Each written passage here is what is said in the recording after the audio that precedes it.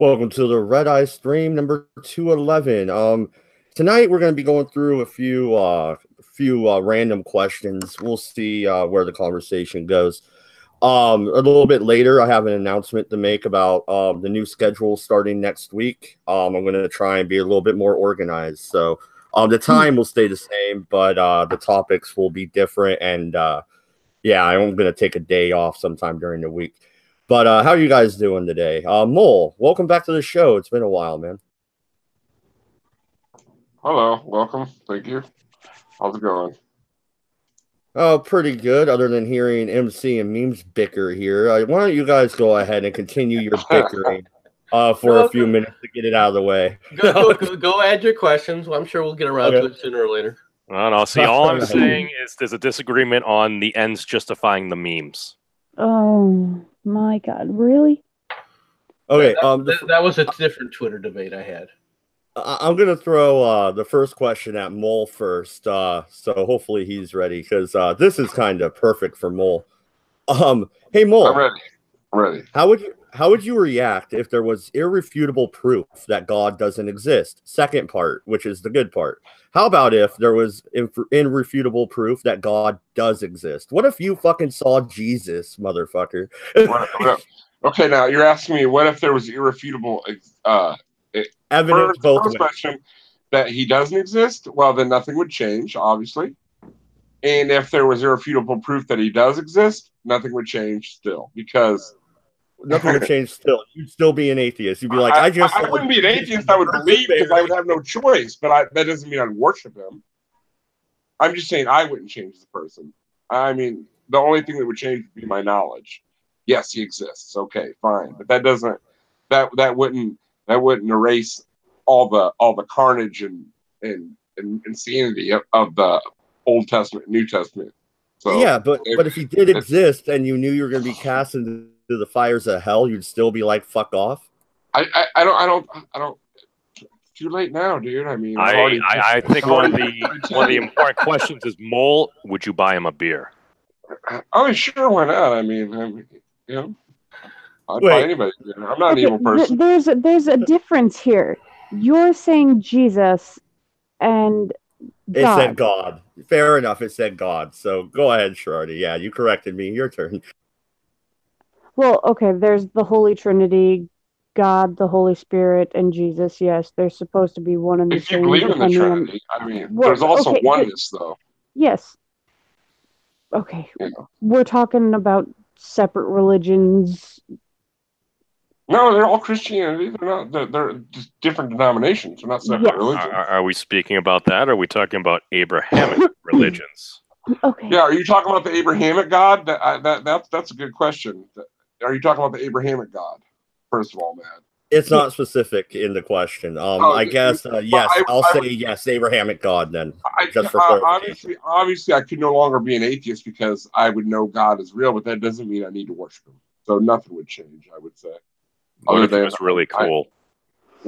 I don't think if he was really cool, then maybe. I still don't see why an omnipotent being would need someone to worship him. I don't really get that. But whatever, you know. I don't know. Nothing would change, really. I don't see how nothing would change. If you had irrefutable proof that he did exist, and the Ten Commandments say, you know, to follow him above all others. The Ten Commandments are common sense. I mean, it doesn't mean God, you know. What's that do God? I would ask him about the Bible, whether or not he wanted it written that way. Well, just because you have irrefutable proof that God exists doesn't mean that he's there to answer questions for you. No, it doesn't matter. It doesn't mean that I wouldn't ask him said questions. There's another thing as well. Wouldn't proof of God be kind of detrimental to religion? Yeah, it sure would. And then I would ask him about the Apocrypha. Agrabah? The Apocrypha, the authorized version of books that are not in the Bible. The extra chapters, books, what have you. Yeah, you know, like Judas's gospel and gospel, gospel of that story. Like Thomas, that. Doubting Thomas. There's a lot of apocryphas. Well, human beings would never be selective about what they would cover, right? Do you know what would actually be funny? And if raising the possibility of God, this is also a distinct possibility. Yeah, so, people God's discovered, and they contact God, and say the church contacts God, and God turns around and goes, "Who the hell are you?" yeah, no shit, huh? Yeah, I don't know. I can find the next question here if you guys are done with that. This is all about human nature. There's a few good ones in here. All right. So is human nature constraint, or no, I'll go on the next one. Are humans better at creation or destruction, MC? Are we better at destroying stuff or building? I would say we're better at creation than destruction. Well, okay. Are we better at destroying things, or are we better at creating things? I think that we got equal parts to both. Yeah, I would say it's easier to destroy than it is to create. Right. And I think it depends on the nature of the question. Well, sometimes before creation, there must be destruction. I don't know. We've created stuff like the pyramids, all sorts of world wonders that stood the test of time. That's pretty damn good at creation, is it not? Yeah, we also blew off the nose of the Sphinx. Hey, that just fell off. He needed a nose job. What was that really from canon practice? Even the Sphinx's gender. There are stories about that they did take target practice on the Sphinx. There are people who are saying that it didn't happen, and people that are saying that it did. Since none of us are there, all right, you have to go by whether or not you believe the stories or don't believe the stories. I tend to believe the stories that Napoleon did shoot at the Sphinx. It's also said that was the Muslims trying to destroy it because, obviously it's non-Islamic. That's a possibility as well. It's a bit more likely because the Muslims did spend a lot of their history going around destroying things that didn't conform to Islam. They did destroy a lot of works of art, especially in Istanbul. They didn't destroy works of art; they destroyed literature as well. Well, no, scientific and non-scientific literature. I just got to thinking, the burning of the Library of Alexandria, nuclear weapons. Maybe we are better at destroying than creating. Well, no. When you think about the Library of Alexandria, build a nuclear weapon before you can blow it up and destroy things with it. Yeah, thanks, Sam. That's exactly the point I was going to make. Oh, jeez. Well, see, that's the problem. It's like we used to actually work on projects like cathedrals and great works over hundreds of years. We would build things, but now MC and Batman were referring to, we've now built objects that can literally obliterate entire cities in mere seconds. Would you rather us build and destroy at the same time, shooting people in mass and building up their bodies into a pyramid so that we can sit on a pyramid of skulls? This isn't Twisted Metal.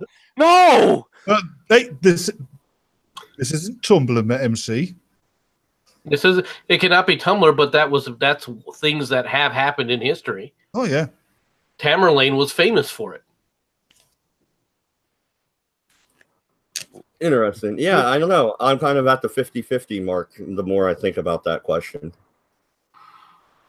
So, I mean... mankind, the aspirations of a god and the brutality of a demon. And what caused it all was women. Because guys would just sit on the beach if it wasn't for women saying, no, I want a better house to live in. Hey, I don't give a flying fuck about my house, whether it's big or small, or whether I have a big car or a little car. The only thing I want is shoes. Okay. Thank you very much, Imelda Marcos. MC, be very careful. We might have a wild gorilla appear. And let's be fair here. MC said women, not Shiratis. Ow. You guys are going to get me in trouble. Yes. You're gonna get yourself in trouble if you go on that rant you were talking about earlier. I'm still considering it. Hey. Again, from an acceleration standpoint, it makes a lot of sense. It'll cause quite the stir, will it?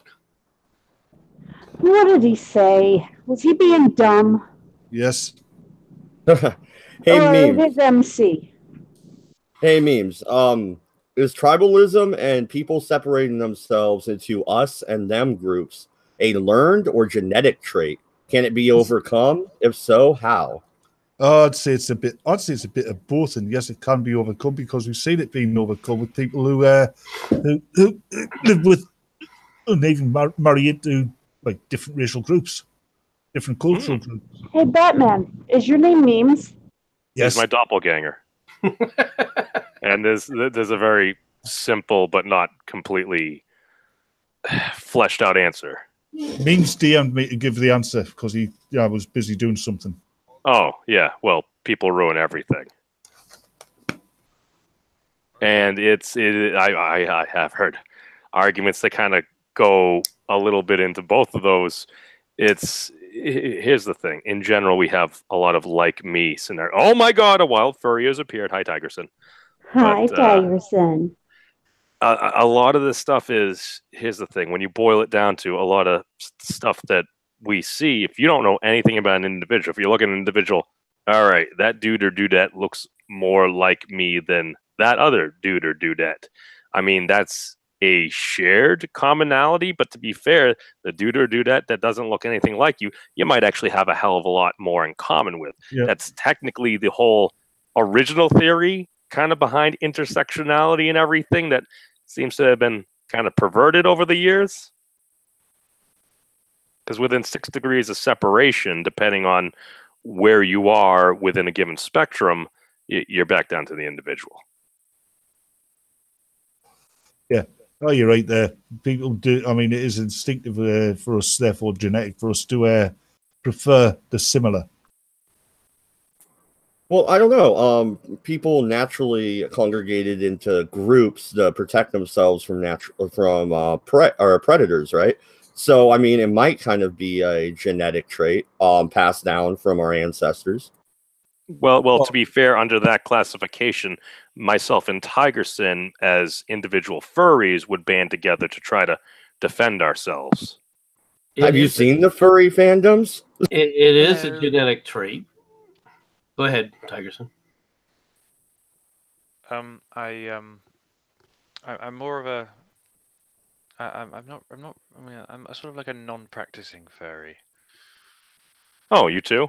I'm sorry. You go your way, I'll go Yahweh. And You're a scaly. I Shut up, scaly. I'm accurate. I'm a poser, and I don't really see much of the appeal of the furry fandom. I mean, it's a bit strange, and I think it all depends on the furries. So you get some who are just in it for the lols, and then you get the ones who've got the sexual fetish who we don't want to talk about. I'd say sort of remain skeptical, just generally, of the extent of insanity of a particular furry that you encounter. Is it just kind of like most any other group where you just end up in some form of a purity spiral? Well, not purity. I mean, okay, I don't really know debauchery. I mean, depends on the fandom, I guess. I don't really know that much about furries. I only really know the surface level knowledge that most other people know. But well, here to connect the furry thing back to the original question, that would be the original question is tribalism a genetic or a learned trait? Can it be overcome, or if so, how? If tribalism and you're considering the furries as a tribe, that's kind of genetic. I doubt their parents were like, I'm going to raise a little furry. I really doubt that. Well, no, that's a cultural thing. Yes, humans are tribal, and to varying extents, depending on what they are.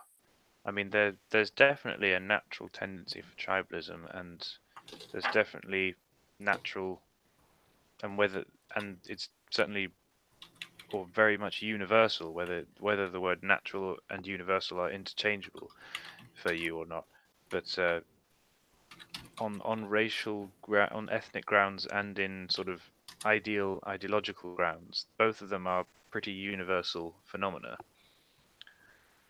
See, I always just based it off of that. I watched a lot of Sonic Saturday AM.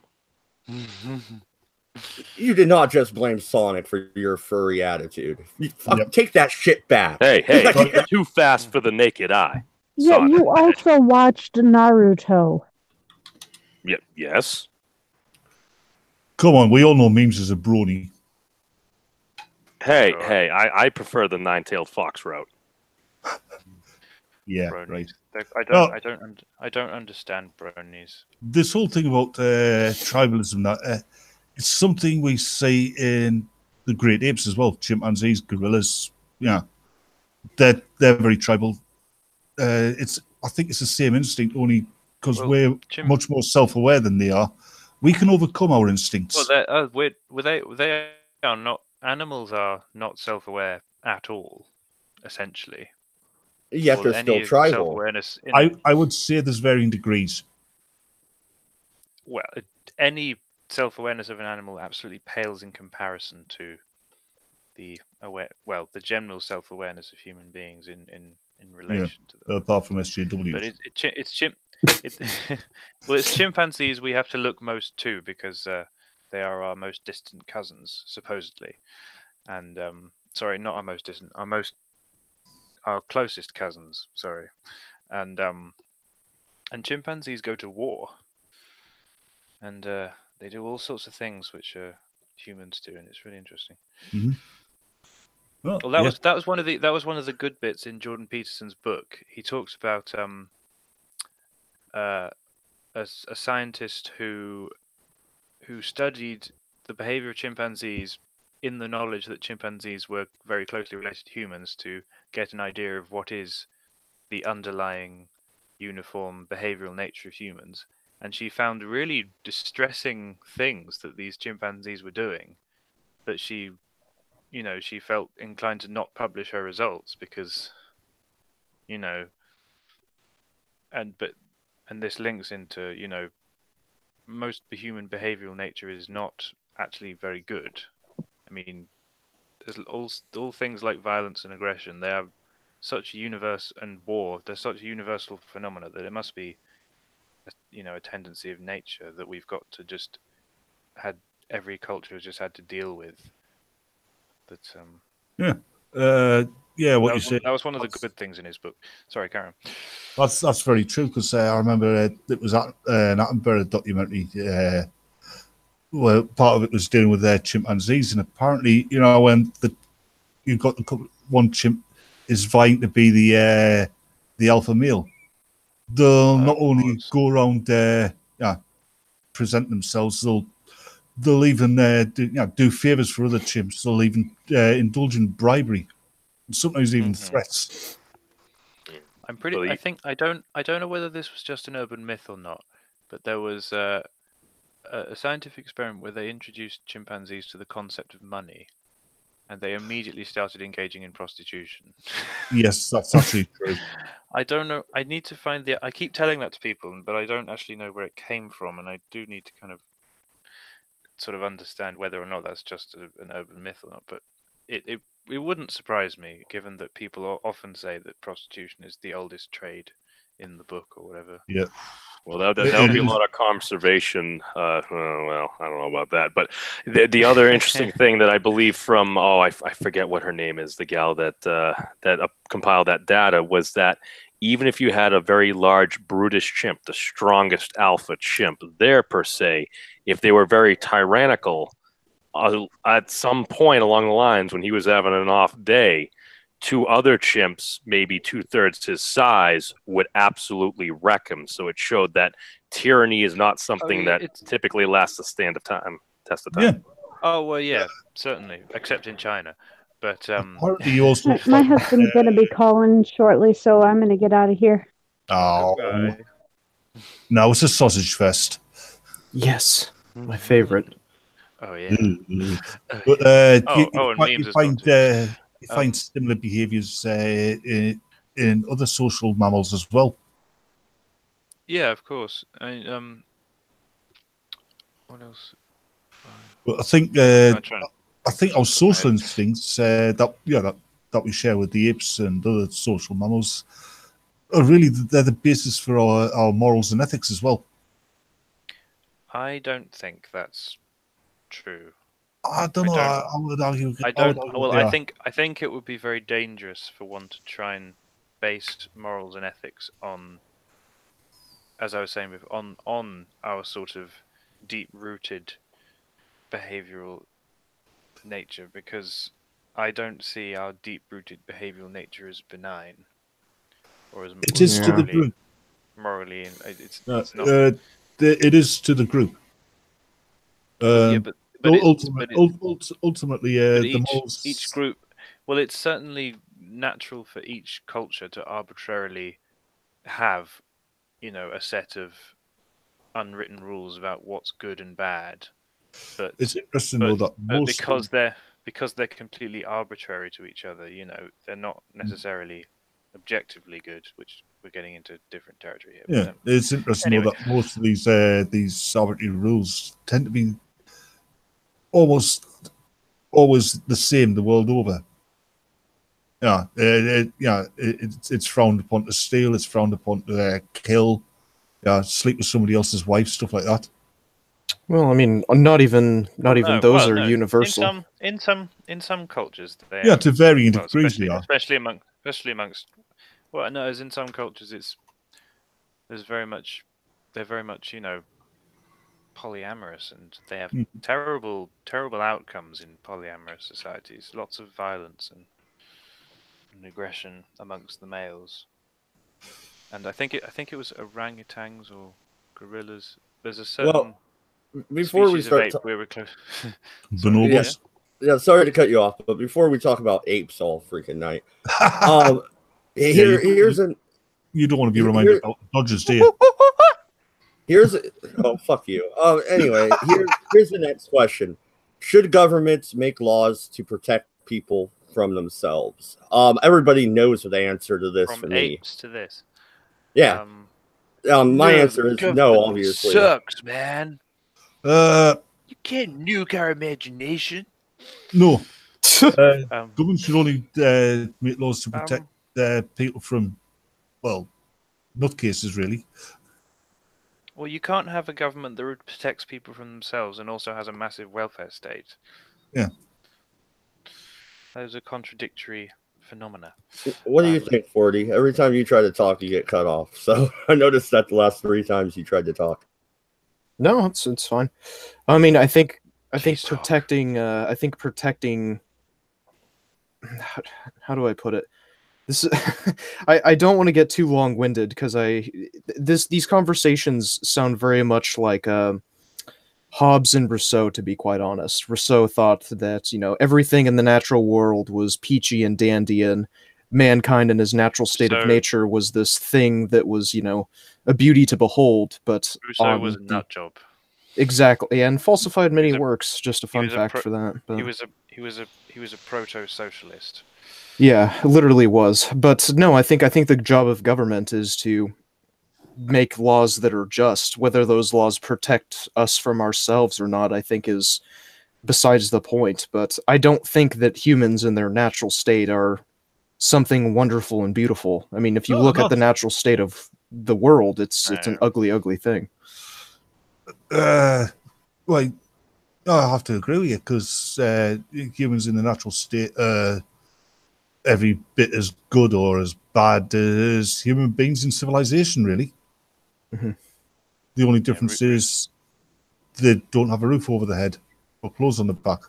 Well, I don't necessarily believe that all governments are bad necessarily. I believe making laws just caricaturing, yeah.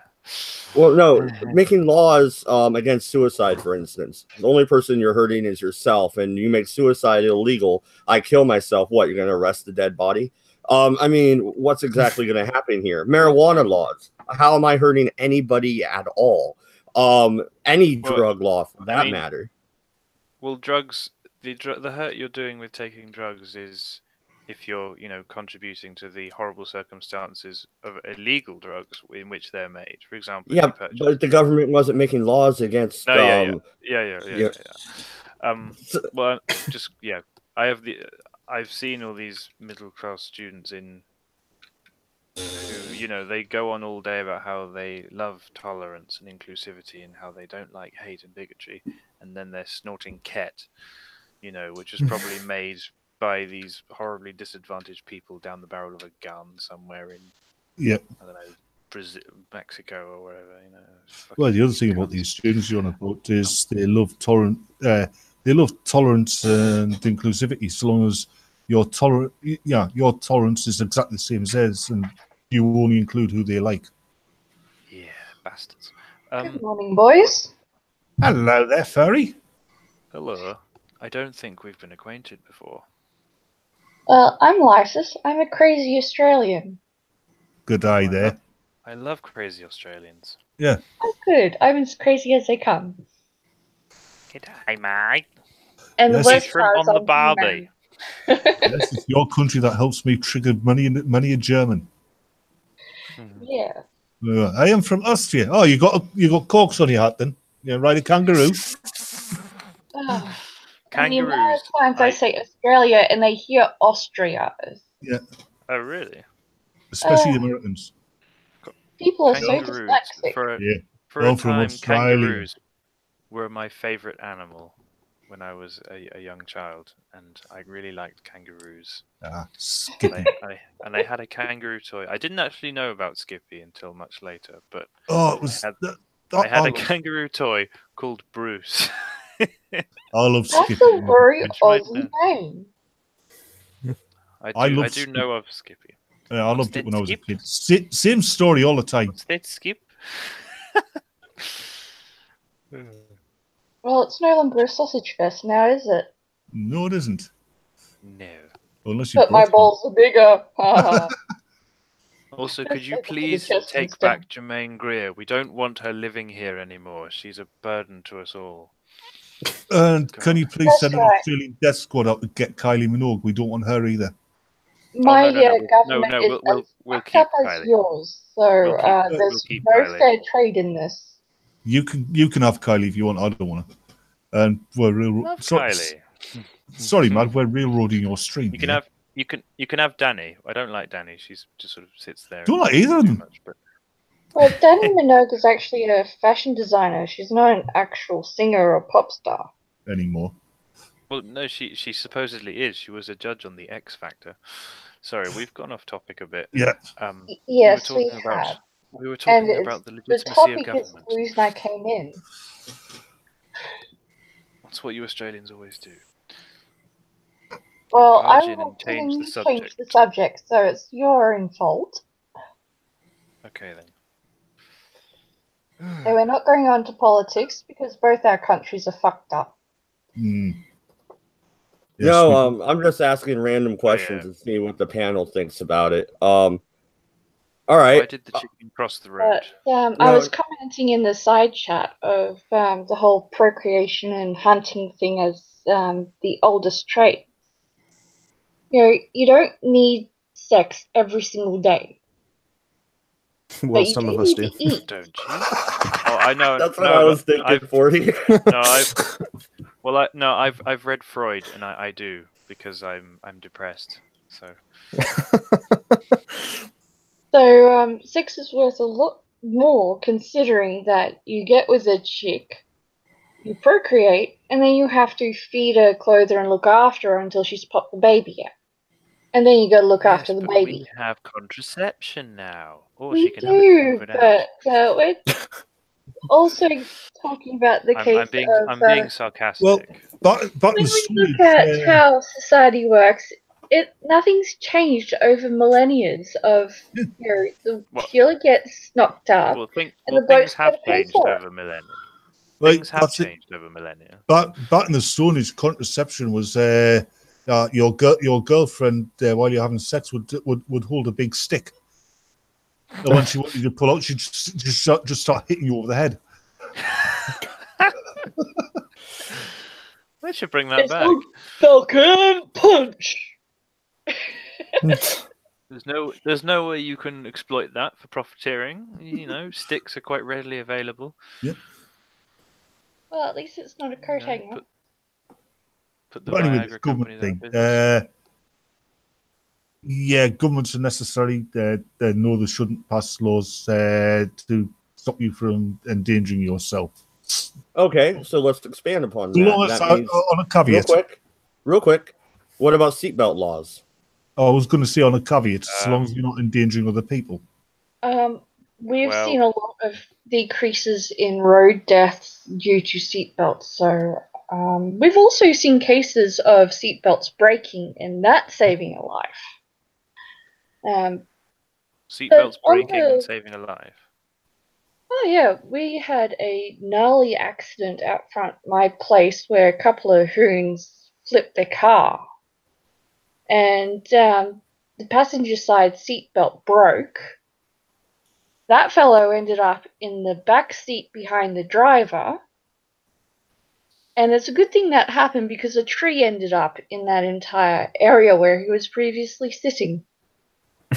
Wait, is that an argument for or opposed to seatbelt laws? I'm confused. It's not opposed to them. I'm just stating this is one of the rare cases where breaking actually saved a life. Yeah, but I could point to a bunch of cases where wearing it killed you. It snaps your neck when you get slung forward, and before they had airbags. Also, if you drive your car into a lake and you're stuck in it. How do you know for sure that you wouldn't have been injured if your neck had been snapped? How do you know you wouldn't have been otherwise Well, that's just injured? it. We have motoric airbags now, so the snapping of the neck is no longer an issue. Well, even with airbags. A broken nose is more of an issue with a airbag going off. Even without the airbags, the neck's not really an issue because seatbelts are like friction motor now, aren't they? So you push forward, but you will go forward, but slowly. What if you like to drive an old car? They don't have airbags in them, and you can still buy a '69 freaking Camaro or whatever. Yeah, seatbelts. Are there airbag laws? I don't know. Laws and legislations over here states that if the car is manufactured without seatbelts or airbags, it is legal to drive. Therefore, a classic car, before the inventions of them, sure, fine, go for it. But they're not going to go beyond 80 k's an hour because, well, they're old. Yeah. I think you're wrong there. And even then, they probably have a seatbelt at a bit of a Have you ever seen the Shelby Mustang? That thing will go beyond whatever 80 kilometers is. I'm not doing the fucking translation, but that fucker will fly. But Matt, we all know how you like to drive. You don't have to do a translation because we all use the metric system here. That's like 90, 95 miles an hour. Yeah, but how fast will the Shelby GT go? Will never drive that fast. Because we all know how Matt likes to drive. He likes to drive with a guy riding the horse in front of him with a red flag. Fuck off, fat man. But I mean, you'd be surprised how fast American muscle cars go. And then there's modern, so you're gonna have to pick one because they all go at different speeds. Yeah, he is right. Well, and the other thing to consider is that with time, a lot of these classic cars are gonna break down or fade away, go to museums or something, and I mean, there eventually will come a time when these laws are all-encompassing and not just there to provide comfort for someone with a niche car, I suppose. I mean, eventually all cars will have seatbelts and airbags at some point. Well, yes, all modern cars have seatbelts and airbags. But the old cars are easy to fix. The parts are cheap. If it's an Irish car, it's got seat bags and airbags. Seat bags and oh god, what does that even mean? But when you look at the statistics over here, seatbelts are better for you than not having one. Yep. They're better. Oh, hang on. Oh bollocks! Sorry, carry on.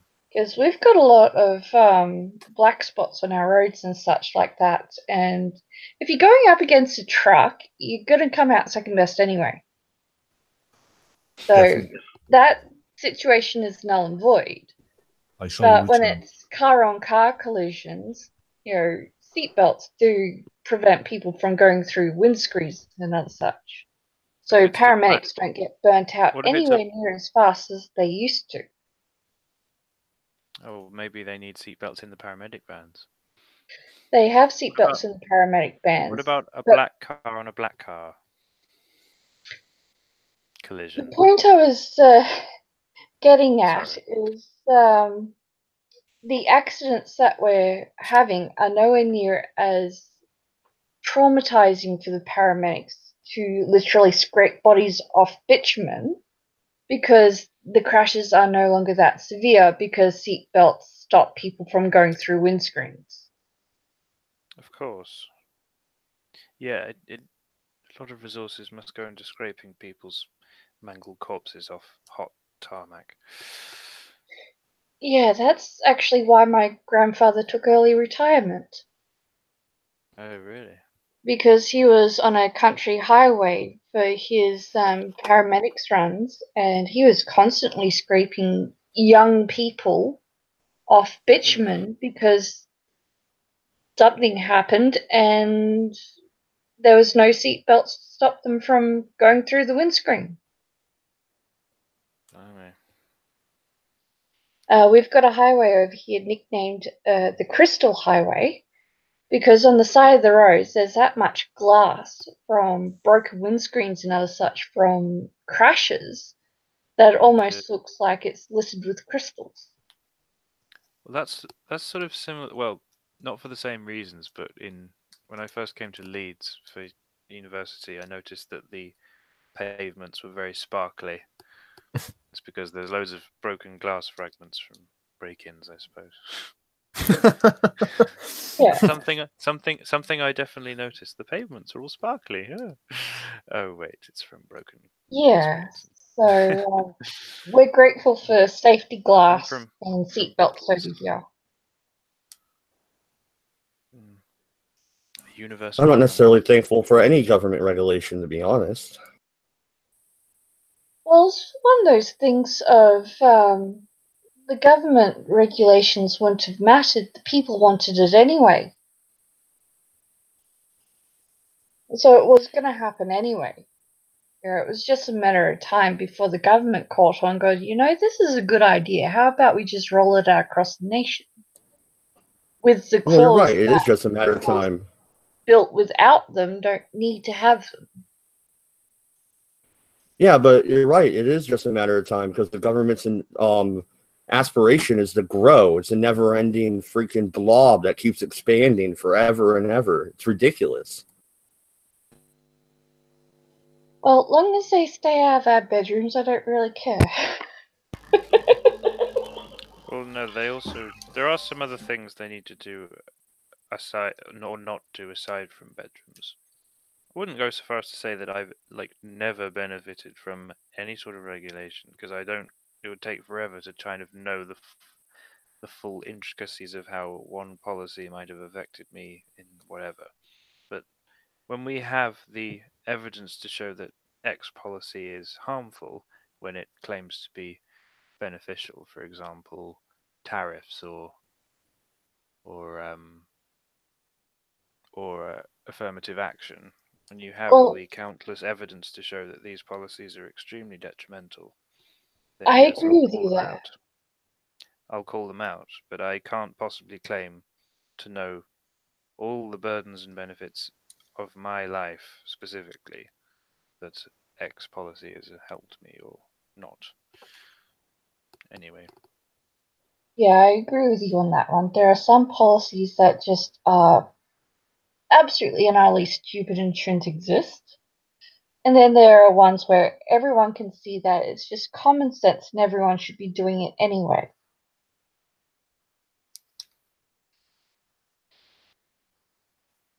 And then there's middle ground. Well, if it's common sense and everybody should be doing it anyway, leave it up to the individual. If they get themselves killed, well, Darwin effect. Well, that's one of the issues I have with very much so regulating the speed limits to the point of pedantic. Because you're more worried about watching your speedometer than you are of what you're actually doing. And that's ridiculous. You should be allowed to go 5Ks over the speed limit instead of making sure you're spot on. Well, yeah, they're not. Well, they shouldn't be seen as an absolute end all. They're just supposed to be a bit of a guideline about speed in a certain area. I mean, certainly there should be certain areas where you shouldn't drive so fast because whether I don't know, there might be blind corners or something. Well, yeah, it's a recommended. There's supposed to be this is as fast as guidelines, you go limits. with being safe. When I leave, you're talking about tribalism. When I come back, you're talking about speed limits. Oh, the two are very intricately linked. Well, I came in wanting to talk about tribalism, but we ended up going down the path of cars. So. Well, it was mainly because I asked the question: should governments regulate, or should governments make laws to stop you from hurting yourself? And regulate, that's pretty much, regulations. I don't think they should. Depends what the thing is. Well, they can't regulate to stop you from hurting yourself because humans are stupid. Humans are. You've noticed that, have you? Humans are clumsy. And one of the best ways to learn not to do something is to go out and do it and end up on your face. Yeah, that's another thing. Yeah, I was like, going to say. How many of us have drank to the point where we throw up half the next day? I think I've done that once, and I was a teenager. Have you done it again? When I was a teenager, I did it every night. No, I don't get hangovers anymore. Yeah, but Queen, you do it again after that one time that you threw up all next day. No. I've had hangovers to the point where I have an upset stomach and really bad migraines, but I've never had hangovers to the point where I throw up the next day. My dad doesn't experience any hangover symptoms, which is annoying because it means he drinks a lot. Well, not a lot as in abusive amounts, but he drinks enough to have really annoying slurred speech and really annoying temperaments. And he never has any natural retribution from it with hangover symptoms because he just doesn't get them for whatever. What I always hated when I was a teenager was you'd go to somebody's house, have a party, you'd all get blasted out your skull. Most of you are waking up with hangovers of varying types and intensities, and there's always one bastard there, one little shit, who wakes up full of the joys of fucking spring. Waking up like they're full of daisies. Yeah. And there's always one that remembers every single thing throughout the entire night that happened. And it's usually the same person. I love it. I hate being that person. I really do. I'm sorry to tell you this, but we all know that if we killed that person, there's not a court in the land would convict us. That's why people like that, I'm one of those people that remember pretty much everything. I should keep my mouth shut. Because what happens at a party stays at a party and no one needs to know otherwise. No, it really doesn't. And there's no point pissing off all your friends to the point where they don't invite you to parties anymore, because then life's no fun. You end up with no friends, so you gotta be careful as to how often you open your mouth. Which is why Dodge sits at home and drinks alone. No, Dodge sits at home and drinks alone because he is the Dodgers fan. The Dodgers fan. Suck giant balls. Oh, go play your soccer. I don't play soccer. I've never liked soccer. Never liked watching it. Never liked playing it. Never. Yes, well, you're a posh little 20-year-old. I'm 22, actually. And there's plenty of posh people that like football. That's where the name soccer comes from the posh people who called it association football. And then soccer, which is an abbreviation. Well, there you go then. Yep. There you go then. I got taught that by my... You've lost my Australian accent today. Beg pardon? I seem to have lost my Australian accent today. Maybe I've got a day, Sheila. Well, I didn't notice the accent or that you were Australian until you told us. It's just never seen that prominent. She sounds very similar to Dorgle, so I know that she's Australian. And how people can get Batman confused for an Australian, I don't understand. It's because the majority of Americans are so insular. People from America think that Brummies are Scottish or something as well. It's really... You know what nationalities are easily confused? South African accent and New Zealand. Oh yeah, that's sort of. I find them easily discernible. To me, New Zealander sounds pretty much like an Australian, apart from one of the big factors is they transpose E and I in words. Yeah. Oh yeah. In New Zealand, in Kiwi, kind of almost every vowel is just a really exaggerated I sound. Yeah, because... mate, how you doing? How you doing? Yeah, they but do. I know that South Africans do it too. Yeah, well, New Zealanders don't have stairs in their steps in their house. They have steps. Steps. They don't have. My neighbours are jealous of my dick. All my neighbours are jealous of my dick. Yeah. Are you going to varnish that dick? Oh, beg your pardon? Oh, there is an ad that is based on that, and it's hilarious. Is it a real ad? I never quite figured that out. It's a small varnish ad. I don't think it is real. I think it's supposed to. Oh, God. Now you're talking about ads. You reminded us this advertisement for Australian tourism. And you got this guy in hospital and you hear and it's going on about Durex.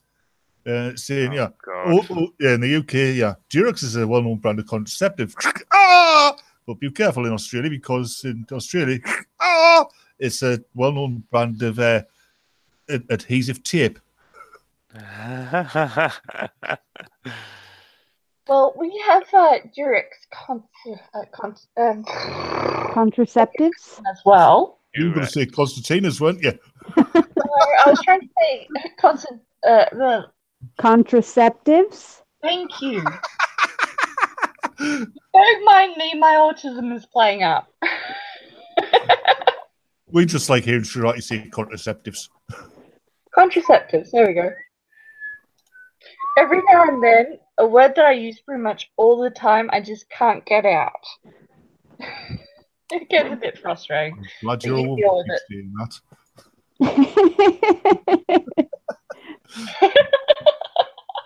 Why is it everything I say is inadvertent innuendo?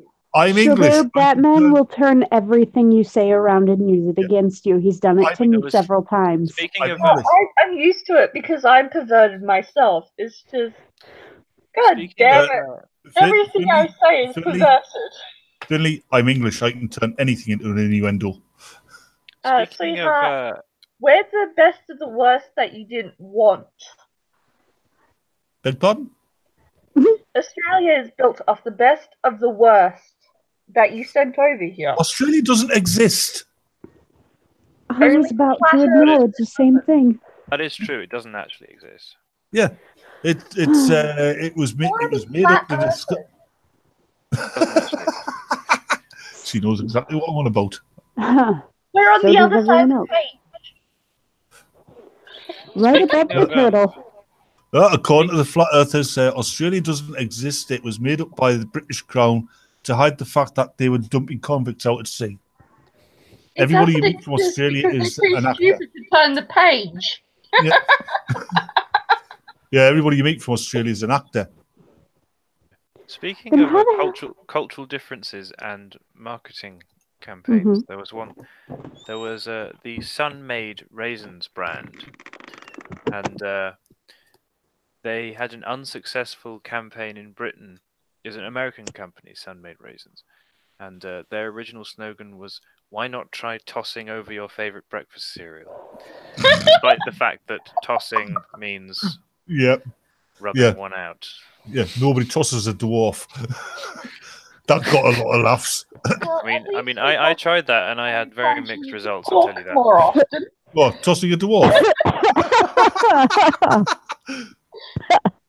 Why not try? At least your government's not encouraging you to pork more often. What? It's an advertisement to eat more pork. A couple go into a doctor's surgery, and the woman goes in for an appointment, comes out, the husband comes up to a really old couple, and he's like, "So what did the doctor say?" And she turned around and went, "Oh, he said we should pork more often." And the secretary spat a coffee out, and next thing you know, it's cut over to them having a lovely evening dinner of pork. A pork roast dinner. It's like, alrighty then. It's that kind of thing's it's prevalent all over the Western world. I mean, look at American TV of the 50s. Leave It to Beaver. I mean, the writers had to know exactly what they were doing when they called that kid Beaver Cleaver.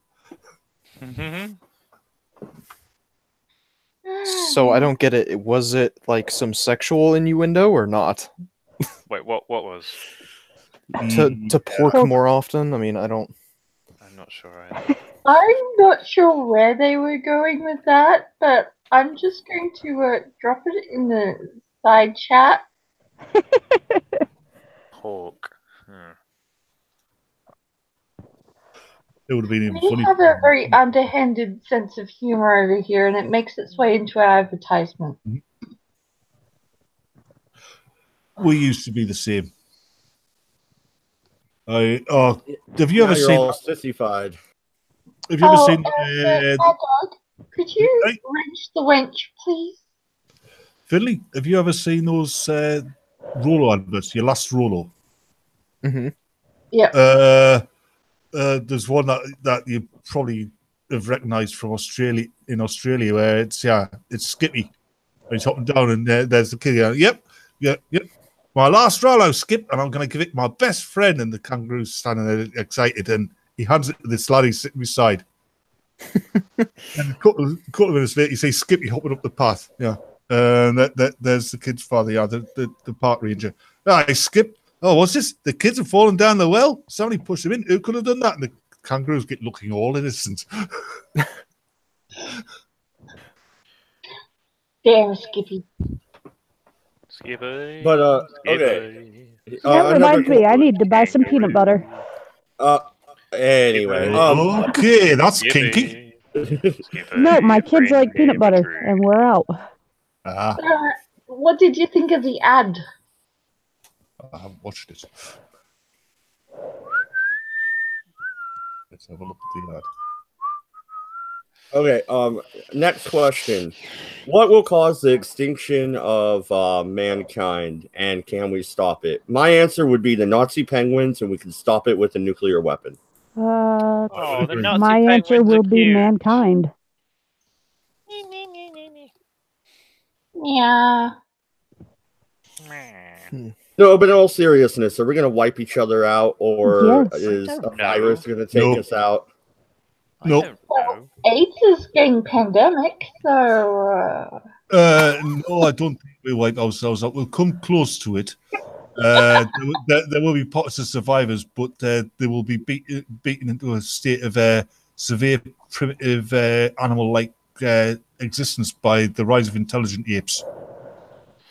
Humanity, if you were to look at biologically, we're either cockroaches or viruses. Well, the answer for the chat is Alfred says women will be the extinction of mankind. Womenkind. Well,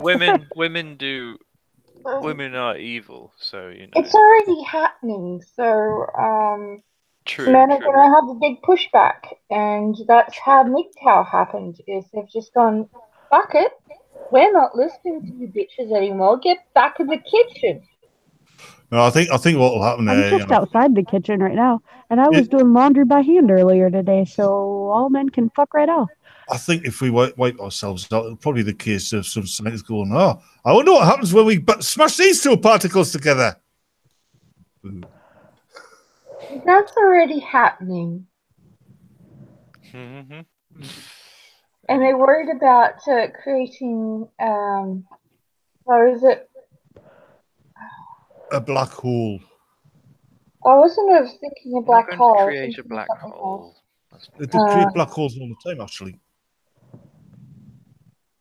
I don't think they do. Yes, they do. They create the particle accelerators create black holes all the time. The micro black holes, they last a nanosecond. That's what I was thinking. Dark matter. Why haven't we been That sucked dark into it matter. yet? Because No. they're incredibly small. They're micro black holes. I'm not going into it because I don't understand it. And you don't get sucked into a black hole, you fall into one. Don't they have an immense gravitational pull, though? Yeah, that's why you fall into it. You don't get sucked into it. Ah. Okay, that makes sense. I don't know. What do you think, 40? What's going to be the end of mankind? I don't know. Women is a pretty good answer. That's like easily one of my top 3. Well, if you're going to be optimistic... and what's your other ones? My answer is politicians. Yeah, but come on. Shirati knows what my answer really is. Karate? No. Nope. Not gonna happen. Who's got the Dalek? Shirati. I'm not gonna do it. Shirati. I'm not gonna do it. Not gonna happen. She's fighting it. I think it's going to be the I don't know. I don't actually know. I've not thought about this question before, so I genuinely don't have an answer because I just haven't. On an optimistic level, you never know. It could be the heat death of the universe that does us in. We might last that long. Feminism will end the population. Thank you, Joshua Janis, for your contribution. that has crossed my mind that feminism will destroy humankind as we know it. They're trying, but the problem is there are too many sane women out there who refuse feminism and go, fuck that shit, we love men too much, so let's fucking procreate. But most of the feminists are in positions of power. They are. There's another thing. Which is significant. There could be another thing that there are too many sort of ordinary women who have more than 3 brain cells and haven't, swallowed the ridiculousness of Judith Butler or whatever. There could be another thing that will spell out doom. Men's come, that's why. Yeah, there could be another thing that spells out doom. Allah Akbar! Yeah, that happened last week, actually. A thing happened. A fellow killed about 6 men in an explosion in Melbourne. I mean, so far we are. I don't know about that. So far we are looking pretty optimistic for surviving the nuclear age. Well, we're pretty much out of the nuclear war over here. We're not providing it to anyone who's unstable, which means we shouldn't be providing it to America either. Yeah, we invented the nukes. You're going to take them away? We'll nuke you. No, you didn't. You had a bunch of foreign scientists who invented the nukes. They just put it in America. I'm just thinking that we have a lot of uranium and plutonium over here. It's a bad idea to give Australia nuclear weapons. I mean, look, you lost. We already have nuclear weapons. This is a bad thing because you lost a war against a bunch of birds. I like them so very that they exist. We're a pacifistic country. Except against birds. Yeah. No, that's the Chinese. No, we lost Chinese. the EUs. Chinese hate birds. No, it's Australia. They actually did have a war against the emus, and they lost. It's still ongoing because they can't sign the peace treaty. Well, emus are evil. So are ostriches. That is an excellent response. Emus are evil because they're trying not desperately to get them, just trying desperately to get the pen to stay in their feather. Come on, just Do sign. you know how hard it is to get them to step on an ink pad? Just sign. God. I mean, it's not surprising when you look at Australia. After the World War, we had troops that were bored with too much ammunition. Come on. Couldn't you do the same thing? Hey, come on. I mean, it's Australia. Every animal there is designed to kill you. Yeah, no. Not many lizards try to kill us. And Alfred Keith. Actually, we keep them as pets. Yeah. Alfred Keith has just impressed me. He got a Ramona to apologise for being a dick. Well, Ramonas are all dicks, so you know. No, Ramonas wish they had dicks. That's true, I suppose. Ouch. Yep. I don't know. You had two more answers for the extinction of mankind. What were they for?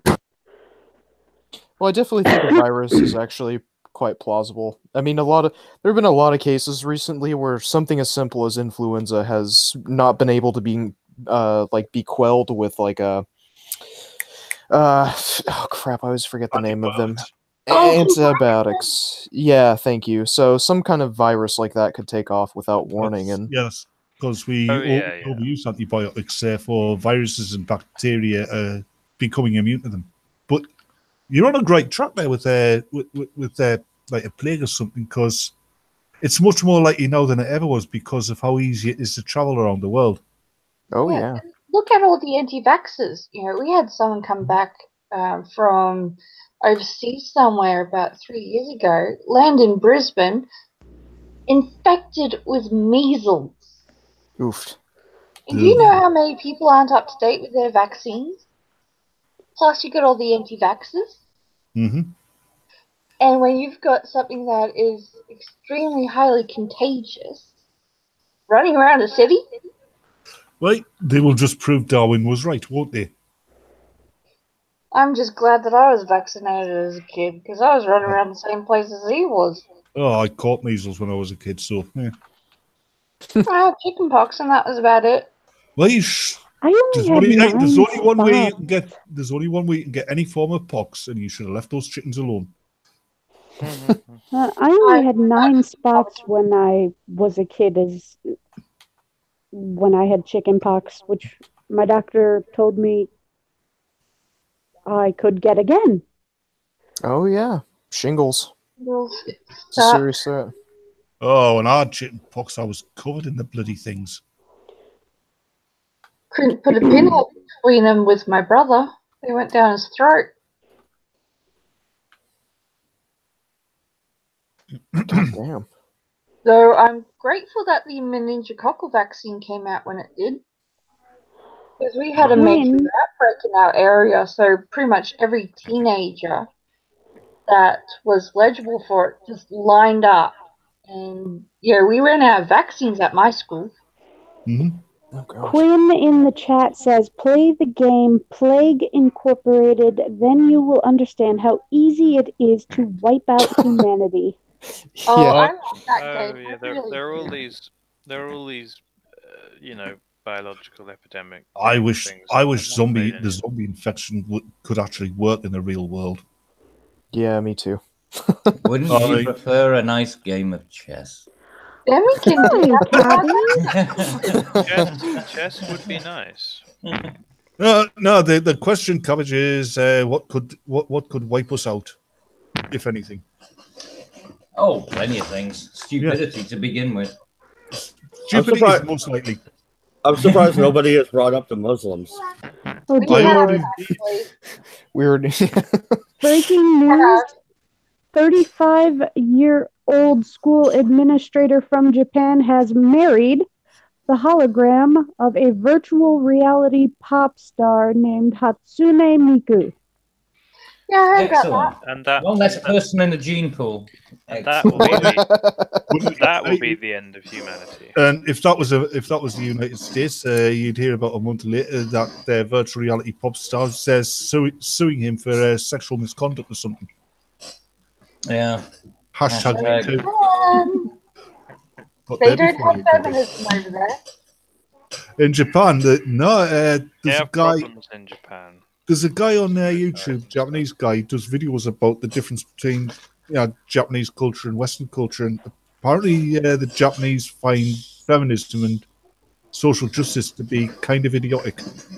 Well, you know what they're going to have to do is they're going to have to give those sex robots rights so that then the feminists can get upset and they can start fighting the rights of the robots. Cabbage, you're not far wrong there, because I mean it's the nature of Western civilization, isn't it? It's already happening. If we created self-aware, sentient robots, they would eventually get full. Oh, it doesn't have to be sentient. Look, I mean, fucking feminists aren't sentient. God, they don't need sentience as a criteria. The Miku of his house is a. Cabbage, we're on about something useful here, not feminists. The Miku of his house is a personalized hologram of the singer that floats inside a $2,800 desktop capsule. A Nice. personalized hologram he loves so much that he paid $17,600 on a formal ceremony at a hall in Tokyo that was witnessed by 40 guests. Why didn't he just get himself a magazine picture and a flashlight? Honestly, an idiot and his money are soon party. This is true. A fool in his money, sorry, isn't it? A fool in his money is soon parted. Same difference, really, isn't it? Money is my kind of man. Yeah. Well, okay. Well, that is oddly disturbing, but also, what's What do you mean that's disturbing? What about that silly bitch who married a bridge? Yeah. Josh Janice is asking, how hard is it to get a meal order right to Japan? It depends on the size of the parcel, Joshua. Hang on, you said it's all down to the package. Yeah. You don't want to, Joshua, bit of advice, don't wrap her in brown paper. Oh, dear God. It's all about the girth. Oh God. Although. Hello, Tigers. How are you doing? Long time no see. Well, never see, only hear. Mm. Even after even after I tried to see you many times, you were too busy with your. I know. I'm not going to let you seduce me, you dirty bitch. I'm not going to seduce you. I know. You see that. Next thing you know, I'm roofied and I'm stuck in the Metropole Hotel. Get out my head, Cabbage. That's what I was going to say. He was going to roof you. He's probably got a dart gun, you know. Seriously, he'll catch you when you get down the pub. You know, you'll blowpipe. It'll be like fucking Sherlock Holmes story. You'll feel a prick in your ass. The next thing you know, you're wearing a negligee. That's it. And a ball gag. Well, this has escalated a lot. We've dealt with you a long time, Tigers, and we know your quirks. Why do you think so? Leave it to the two spoiled boys. I've never forcefully seduced anybody. Well, not that you're willing to admit to. Well, you don't need to, Ferguson. It's your voice. It's just your voice. Tiger. Asking somebody if this cloth smells like chloroform, that's not being forceful, is it? No, exactly. Yes, just smell this for me, would you? I wouldn't even know. Hey, smell my finger. I wouldn't know where to buy chloroform, okay? This is how you do Asian men. You hand them up a pair of panties and ask them if they smell fishy when it's actually chloroform. Oh. Yeah, I've fallen for that many times. Quite deliberately, actually. I don't know. I see him as like he's going to be like a future Dr. Crippen or something. What do you mean, future? Kill all my wives. Well, you know, a little gas pipe. I a wish little hubbly bubbly. Hey, I wish Theresa May was married to the future Dr. Crippen. Yeah, I wish Theresa May would just go the fuck away. Yeah. Now, speaking of Theresa May, well, we have some Brits here. What is going on with Brexit at the moment? I've been hearing a Nobody lot of knows. stuff. It's a We- fiasco. We don't know. The government doesn't know. The EU doesn't know. Theresa May is No. being Theresa May. They're gonna have to hurry up and just do what they voted for, and that's get it on, get it over, done with. Just break off from the EU and be done with it. No more pussyfooting around. Yeah, Yep. that would Yeah, be the but it sensible should thing be- to do, which, you know. Well, which is what we should have done immediately after Article 50. Is we should have said goodbye. We're here. We comply with all of your regulations currently, so you have no reason not to trade with us because we comply, right? So they can't claim that there are standards issues or any shit like that. So it's like, okay, we're now going off to go and make some other deals with other people. Now, if you want to be bitches, then we'll deal with you later. But we have other fish to fry, Yeah. right? And then they would have come chasing us, but we didn't do that. We went going cap in hand to them to try and find out what they wanted. We went the exact opposite, and that's Theresa May's fault.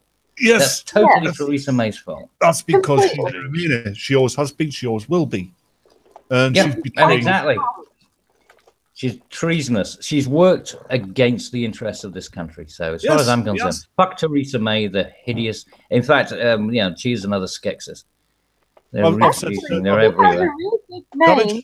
Garbage. I've said several It's times. an anagram of treason, isn't it? It is. She's I've worked said- actively against the interests of the people that she claims to represent. That is the definition of treason. I've said several times. I even posted it on Twitter. She's a bigger traitor to the country than Kim Philby, Anthony Blunt, or any of them lot. Oh God, yeah, without a doubt, because they didn't have the power to implement anything. They This just woman stole is. secrets. She has absolutely fucked this up, and not only that, I mean, and they're looking for the second referendum because they think they've got the numbers now. Okay, they got surprised before, and it was a close. They say, well, they claim it was close, but I still question the whole use of pencils during the referendum. But so they think now, because of the additional immigration and obviously population change, that they're going to be able to get a majority if they can manage to force through a second vote. That's what they think. Well, if they keep My going on issue with is they've had a vote, the people have spoken, therefore anything more is illegitimate and null and void. Oh, it is. I mean, the democracy is dead in this country. But this clearly. is how the EU operates. Yeah, they'll ask for a vote, and if they don't get their way, they'll ask for it again and again until they get their own way. Well, look what happened with the Lisbon Treaty, right? I mean, originally you had what was it? It was the European Constitution. They tried to pass that. They couldn't get it through Spain, and they couldn't get it. So they gave selective countries the right to vote on it. I mean, why selective countries? Surely it's all 27 or none. And then, and so that didn't go through because the French told them. I mean, even the French told them to fuck off. Now, that's got to tell you something. Yeah. And then it goes to the Lisbon Treaty because they couldn't push through their bullshit. Then they denied the other countries which had voted. So Ireland effectively decided the future of the European, European Constitution. And another thing, when it's fucking retarded. When they're on about our fishing grounds, I think the Royal Navy should answer that question with guns. Yeah. Well, Hey, we used to do that to the Spanish. Mate, do you remember that thing that happened? No one expects the Spanish Inquisition. Do you remember that thing that happened in France, though, in northern France, with the scallops, the scallop fishermen? And Yes, the Great Scallop War of 2018. Yes, exactly. And they were trying to fuck with us, and they even had their own. I mean, they were threatening to send out warships or something like that. We just fucked with their ships. It was, I it was remember, good. Go back to the 70s and the 80s. The Royal Navy actually did fire warning shots at Spanish trawlers in our coastal waters. Well, Theresa May, if she'd have had a fucking ounce of sense, would have just sent out one frigate just to sit on, in that area. Mm. Because the French sent out their bloody military. Well, what little, whatever the fuck it was, I don't know, a tugboat. 3 old men. Probably a fucking dinghy. Yeah, if things had gone according to plan, Boris Johnson, Prime A Minister. dinghy with a pop gun. No, it would have been And a white flag just in case that didn't work. Cabbage, it wouldn't have been a dinghy to sell them as North Africans. That's true. Yeah, there's a supply issue there. But this is why you don't get women to do a man's job. Well, she's hardly a woman, is she? Yeah. She looks like Skeletor's No. twin sister. Seriously, Suri, this is one of the things that, I mean, it's misogynistic, right? But the fact is, you look at the whole world right now, how many women are in charge and how is the world fucking doing, right? That's what the problem with this world is it's gone the other way, and it's just ridiculous. It's misandry at its worst. Mm-hmm. Gynocentrism. And women are spiteful bitches too. At least guys, they'll punch each other and then they'll buy each other a beer afterwards. You know what I mean? Women don't tend to do that. They'll tear each other's eyes out and then they'll still spite them afterwards. Nothing to do with each other. Yeah, we have a different way of working. Hey, not all women are like that, Cappy. Yeah, the vast majority though. Got to work on the numbers. Very true. But not all women. No, I mean, not all. Hashtag not all.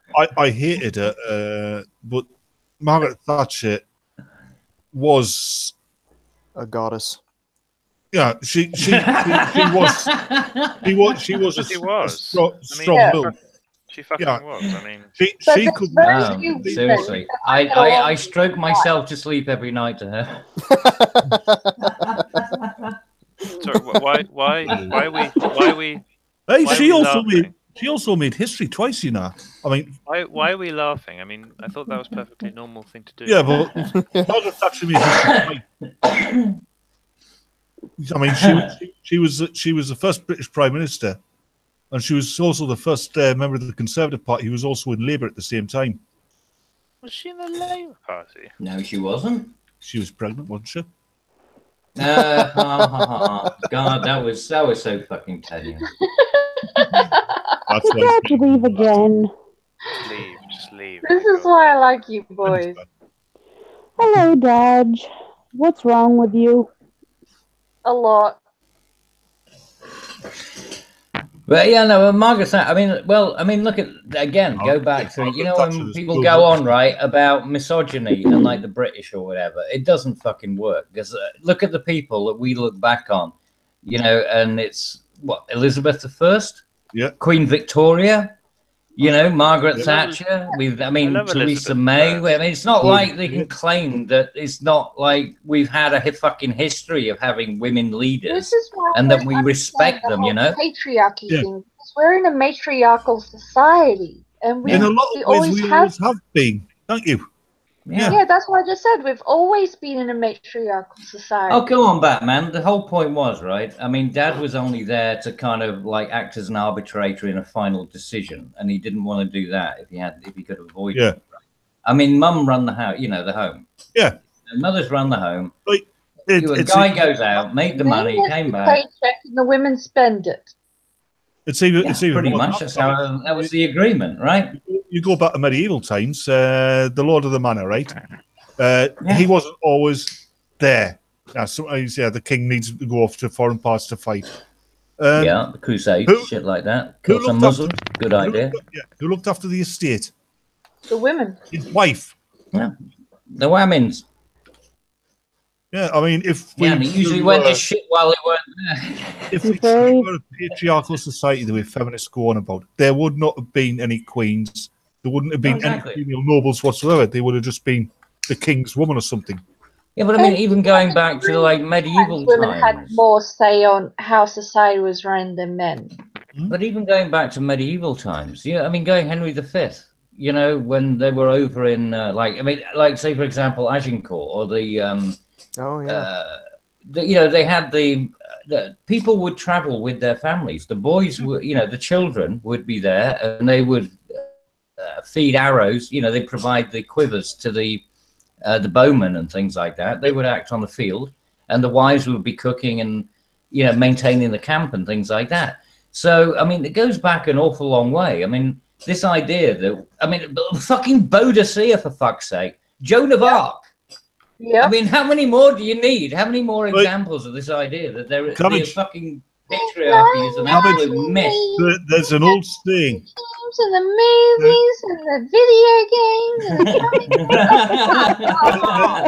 And I can't see Batman's bottom. I want to see Batman's bottom. I tried to get a view of Batman's rear end, but I couldn't because I'm a creep who. I've got a stealth field around it. It covers his ass. Yeah, I've just said I've got a stealth field around the thing. Because I can't see a Batman's ass in a game. That must be a patriarchy thing. Cabbage, there's an old saying that sums it up perfectly. The hand that rocks the cradle rules the world. Oh, that's yeah. It's true. Cut the fucking hand off. What makes me laugh where it was, I think it was on BBC where they were saying, boys are raised to hate women. No, they're not. By women. By women. And if they are raised to hate women, it's by women. By women, yeah. Well, that would explain why they hate women. I mean, they're raised by women. Yeah, maybe they just grow up realizing that women are absolute bitches. It's like, why am I dealing with this fucking lunatic? And that's how the house started. No, but the thing was, we were always brought up that, it was all about respect, you respected your parents and everything else, and that was it. I mean, you just recognise that there were... Car, for fuck's sakes. I never saw it. I mean, back when I was a kid, it never seemed to be a competition between men and women. I don't know when that really occurred, but there's another thing back then. Men were more likely to listen to a woman back then. Yeah, in the bad old days, and wear a woman's words. Oh yeah, I couldn't give a shit now. Yeah, no, my parents always taught me true. The people that you are giving respect to need to earn your respect, and that includes your parents. If they do something to fuck up your respect, they need to earn it back. Yeah, you don't just outright give it to them. I mean, I'm an army brat, and so that's how I was raised. My dad always said, "Respect is earned, never given." Exactly. Yeah. And that's how society functioned extremely successfully for an awful long time. And it's only now that it's like, well, now of course it's sympathy. So now sympathy is more important than respect. No. That's the way it's working. Sympathy.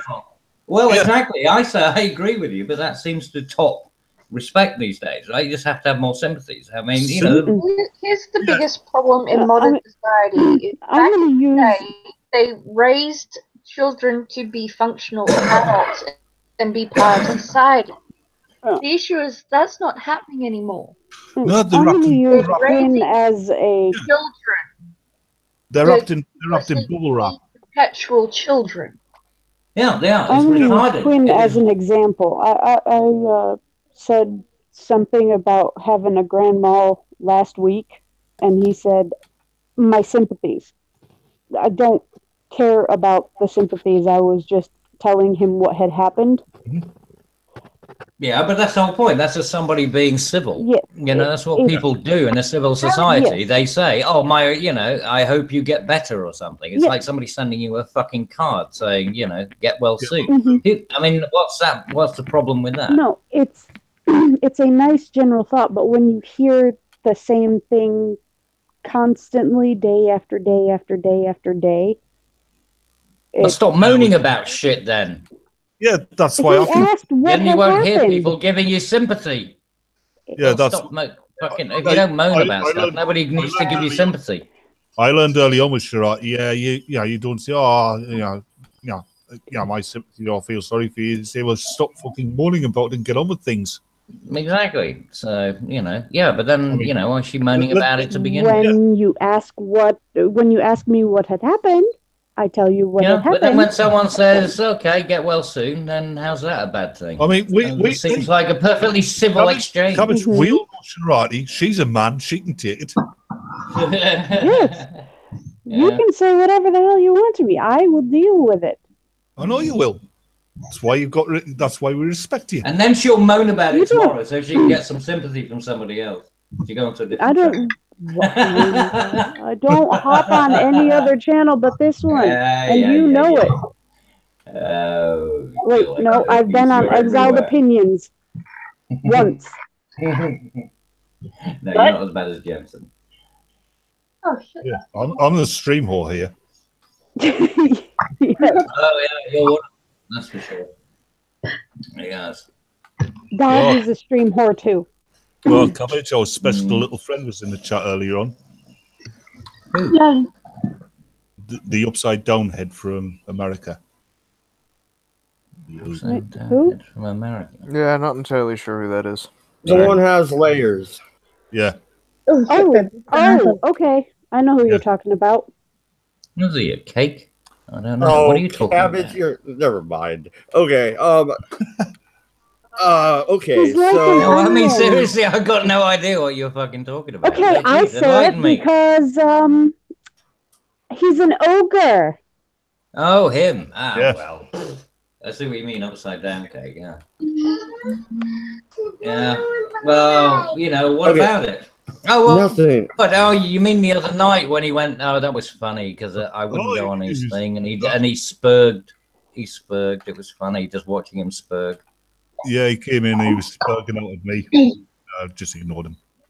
I enjoy ignoring him. I mean, but that's what makes it funnier, you see, because it's Yeah. like, you know, he actually named his stream Cabby. You know, it's like, how fucking desperate you gotta be. And then what do? Just sit there, him and Vash just bitching about something. That was pathetic. It was funny, though, to watch him sort of like thinking that it's going to appeal to somebody by bitching at them. I mean, I mean, he's meant to have a psychology degree, isn't he? That's No, some but bad he's NLP right there. I think you talk to somebody who has. All right. I'm definitely watching them before you.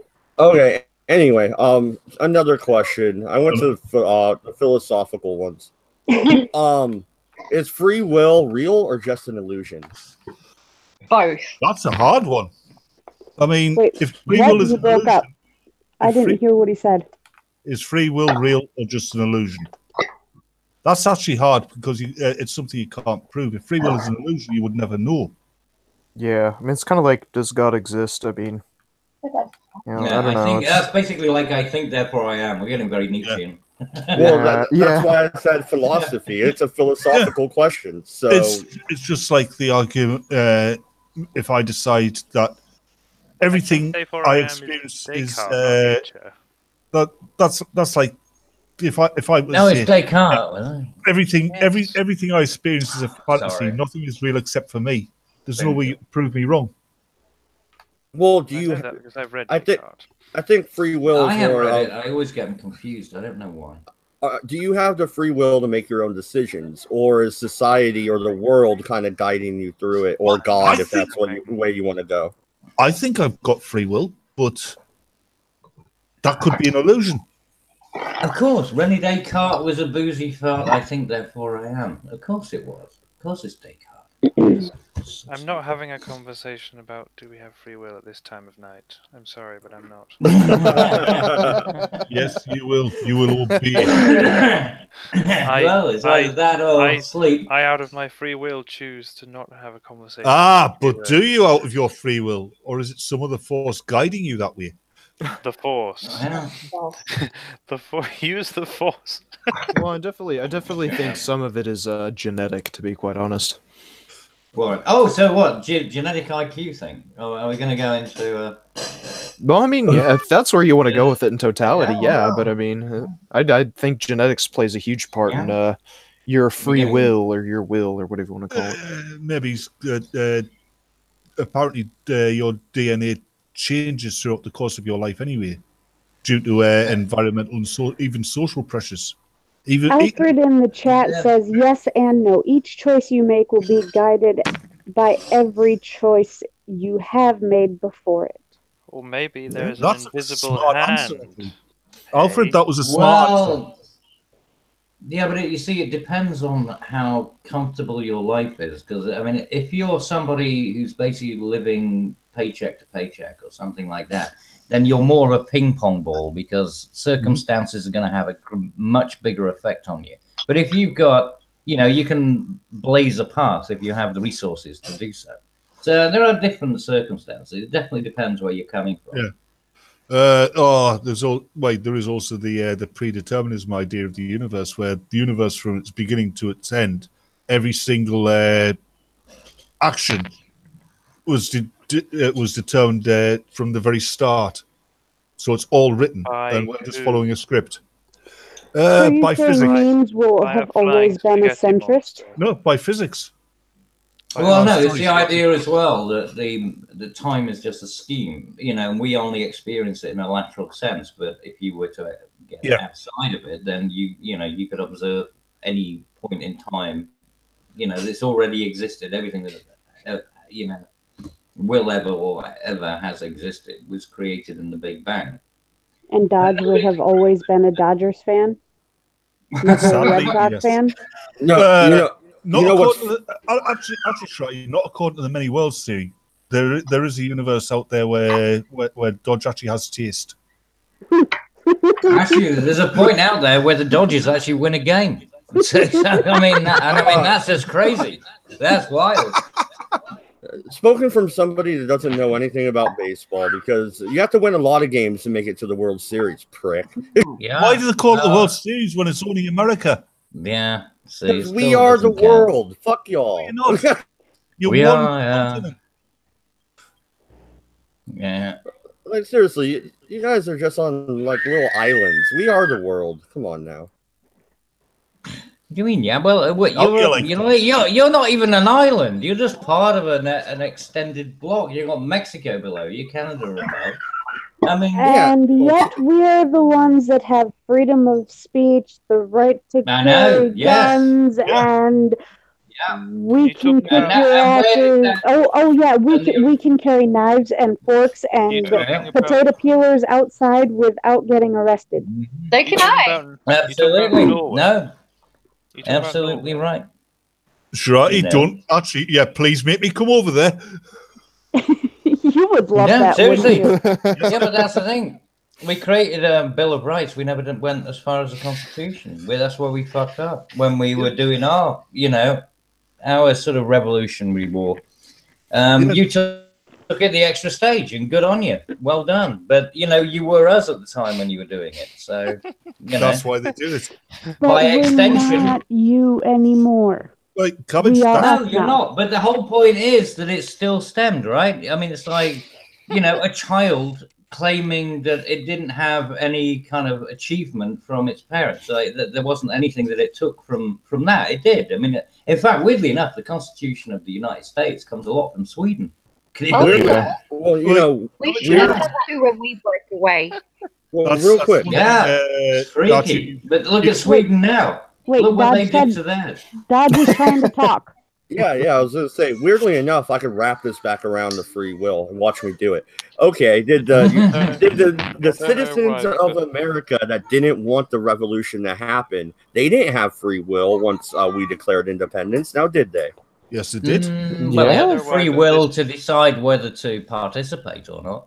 Or I join don't know why the talk of free will has got me inclined, and I've found myself on the website for the Church of the Flying Spaghetti Monster. Oh my gosh. There was some guy that had his picture Richard taken with a Richard freaking colander on his head for his license. They were fighting for the legal right to have colanders on their heads in their passport photos. That sounds like a great idea. I think I'm going to do that. They're called pastafarians.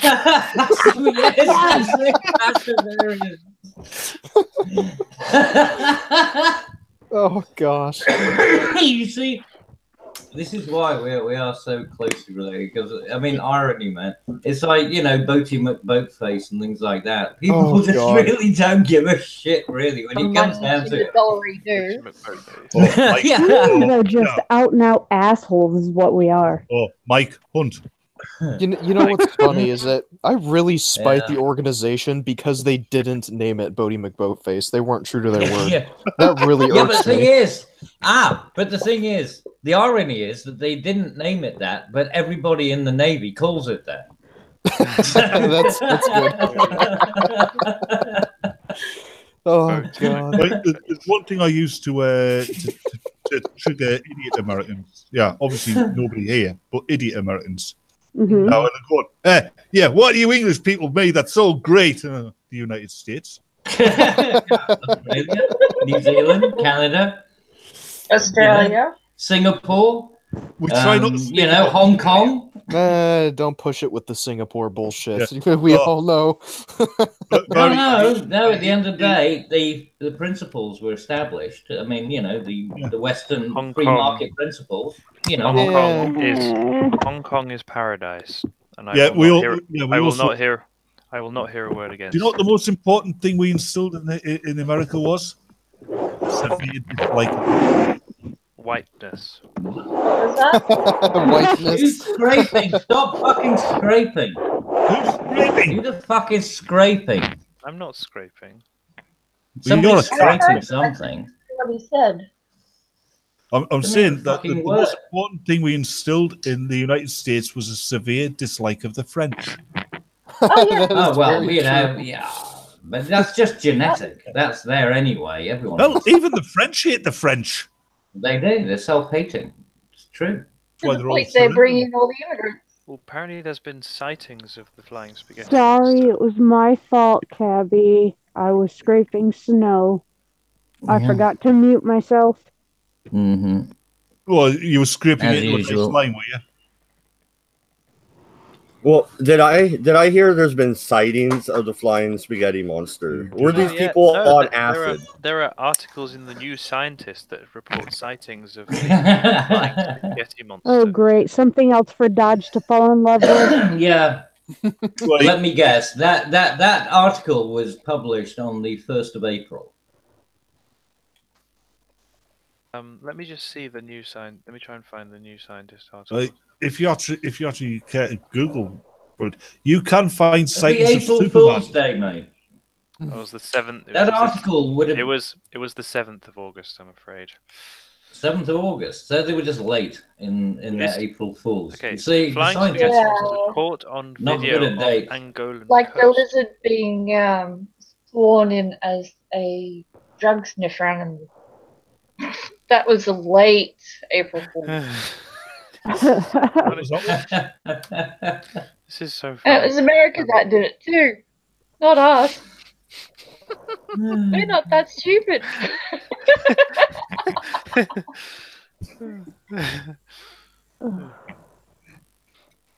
So I love this shit. You see, this is what gives you your faith in Someone humankind, called Alfred is Keith has written the American Count Statueon Alfred was Keith has dyslexia. was written by the British citizens because until the last signature was signed, America as a nation did not exist. So all the signers were still British. I'll decide that how you will. But, What's your first language, or Yeah. are you dyslexic? no, this person can't type. No, that's what I'm asking them. That person actually can't type. I think they did that deliberately. Alfred Keith. I wonder where he's from. No, it's someone like Burnley. I know Alfred Keith well. He can actually type. I think he did that deliberately. I don't know why, but I think he did it deliberately. It was an art installation, wasn't it? I've seen a lot of French people with American flags. What does that tell you?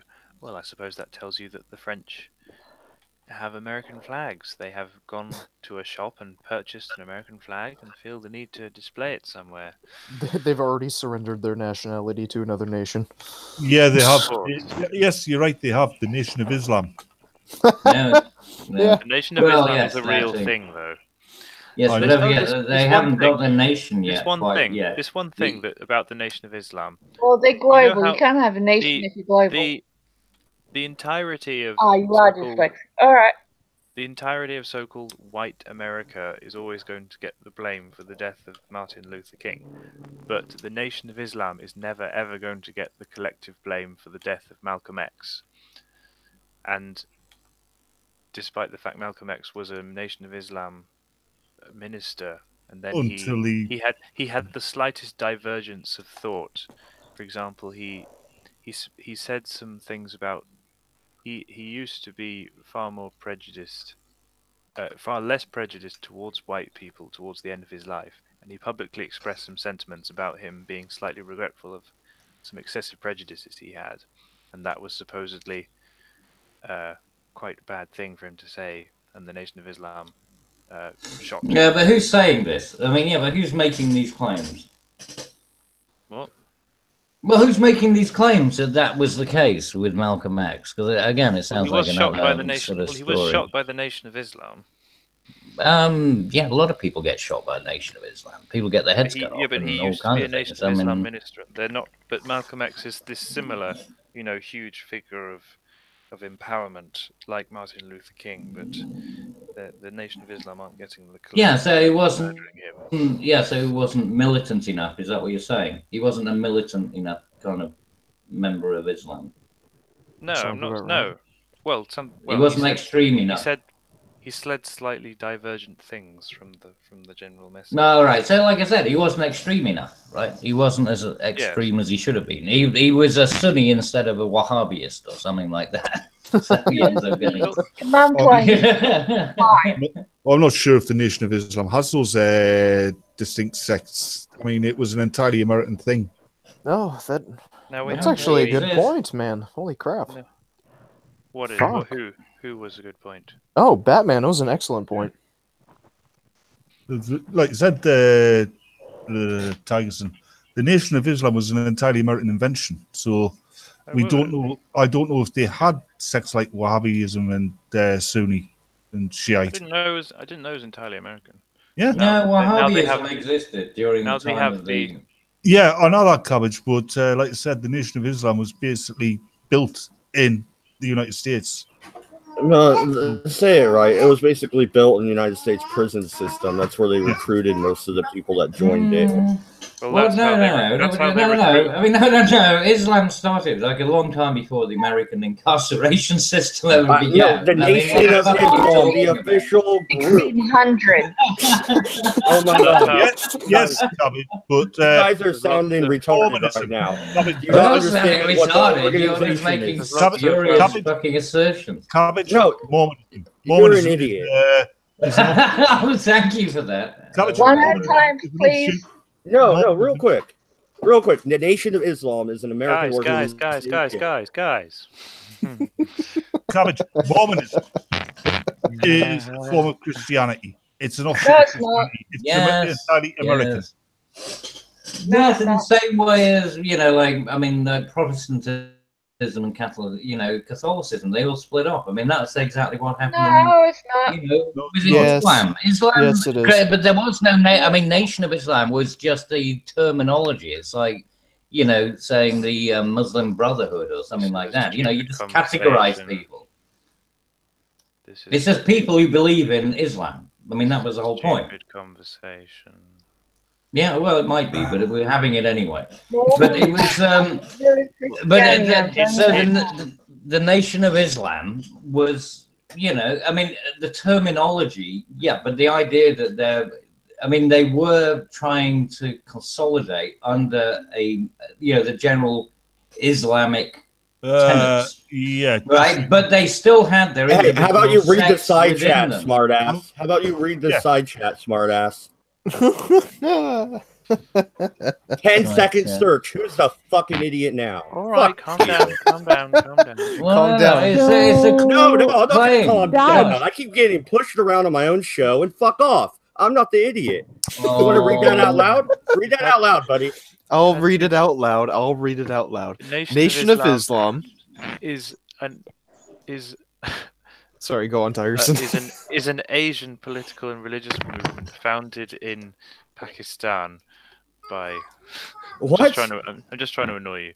Then yeah, okay. Yeah, 40. Read the real fucking thing. Okay. Nation of Islam, abbreviated as NOI, is an African-American political and religious movement founded in Detroit, Michigan, United States by Wallace D. Fard, I think is how it's said, on July 4th, 1930.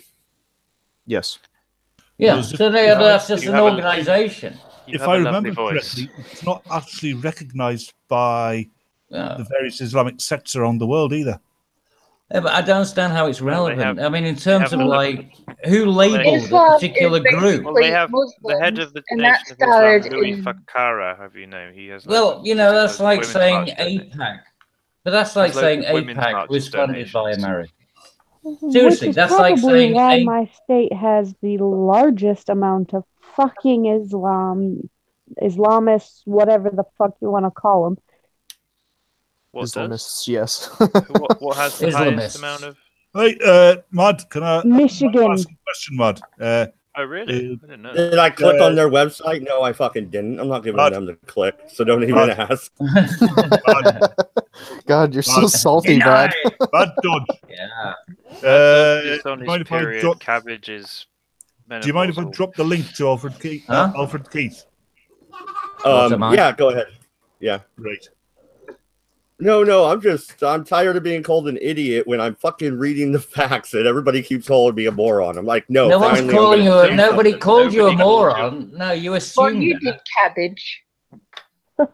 I didn't. You did, Cabbage. Yes, you did. Did I? Yeah, you well, it said worked out. That Call wasn't going to everyone happen. an idiot, and I just tell you to shut up and listen for once. Well, exactly. That's the whole point. It's just a flippant thing. I mean, if you take it seriously, you know, if your little sensitive skin can't take a little bit of a jibe. No, I got. Yeah, I but got the a thing is, pushback. at the end of the day, Wow, Cabbage. but it doesn't change the fact that all that was like a union, like, you know, the European Union, or, you know, like God, APAC this or is such a something. It was pointless a conversation. formation. Just No, shut the shut fuck up, Tigers, and if you're so fucking bored, piss off. No, it's a stupid conversation. Right? My Stop God. fucking whining, you little bitch. I'm So whining. at the You're end one of the that's being a day, little no, bitch. we'll continue with the actual conversation that is being had while somebody else wants to whine about the conversation. Hey, Dad, but how the- about the next But I question? play with my new dildo, so. But the idea of like APAC, right? Sorry, APAC what? was created by America. You know, there are plenty of things that are created by America. But Muslim, like Islam, I mean, okay, so Hi, somebody had Alfred. to create Hello, Alfred. classification. Well, you know, that happens all the time. It's like, you know, we created a thing called the IRA. You know, we defined a group of people called the IRA. You know, You label- that was a name we chose for them. No, You know, it they was a called particular group of themselves that. people. That's what they called themselves. The Ah, IRA, well. the Irish Republican Army. Well, we've labeled a lot of things in the past. I mean, bad example, but you know what I mean. Yes. But I just have to say one thing. That was a really bad time for me to plug my headphones in. Because all I heard No, Mad it's Dodge perfect. It was perfect, mate. was Mad Absolutely Dodge bang saying, on. I am tired of being called an idiot when I'm fucking.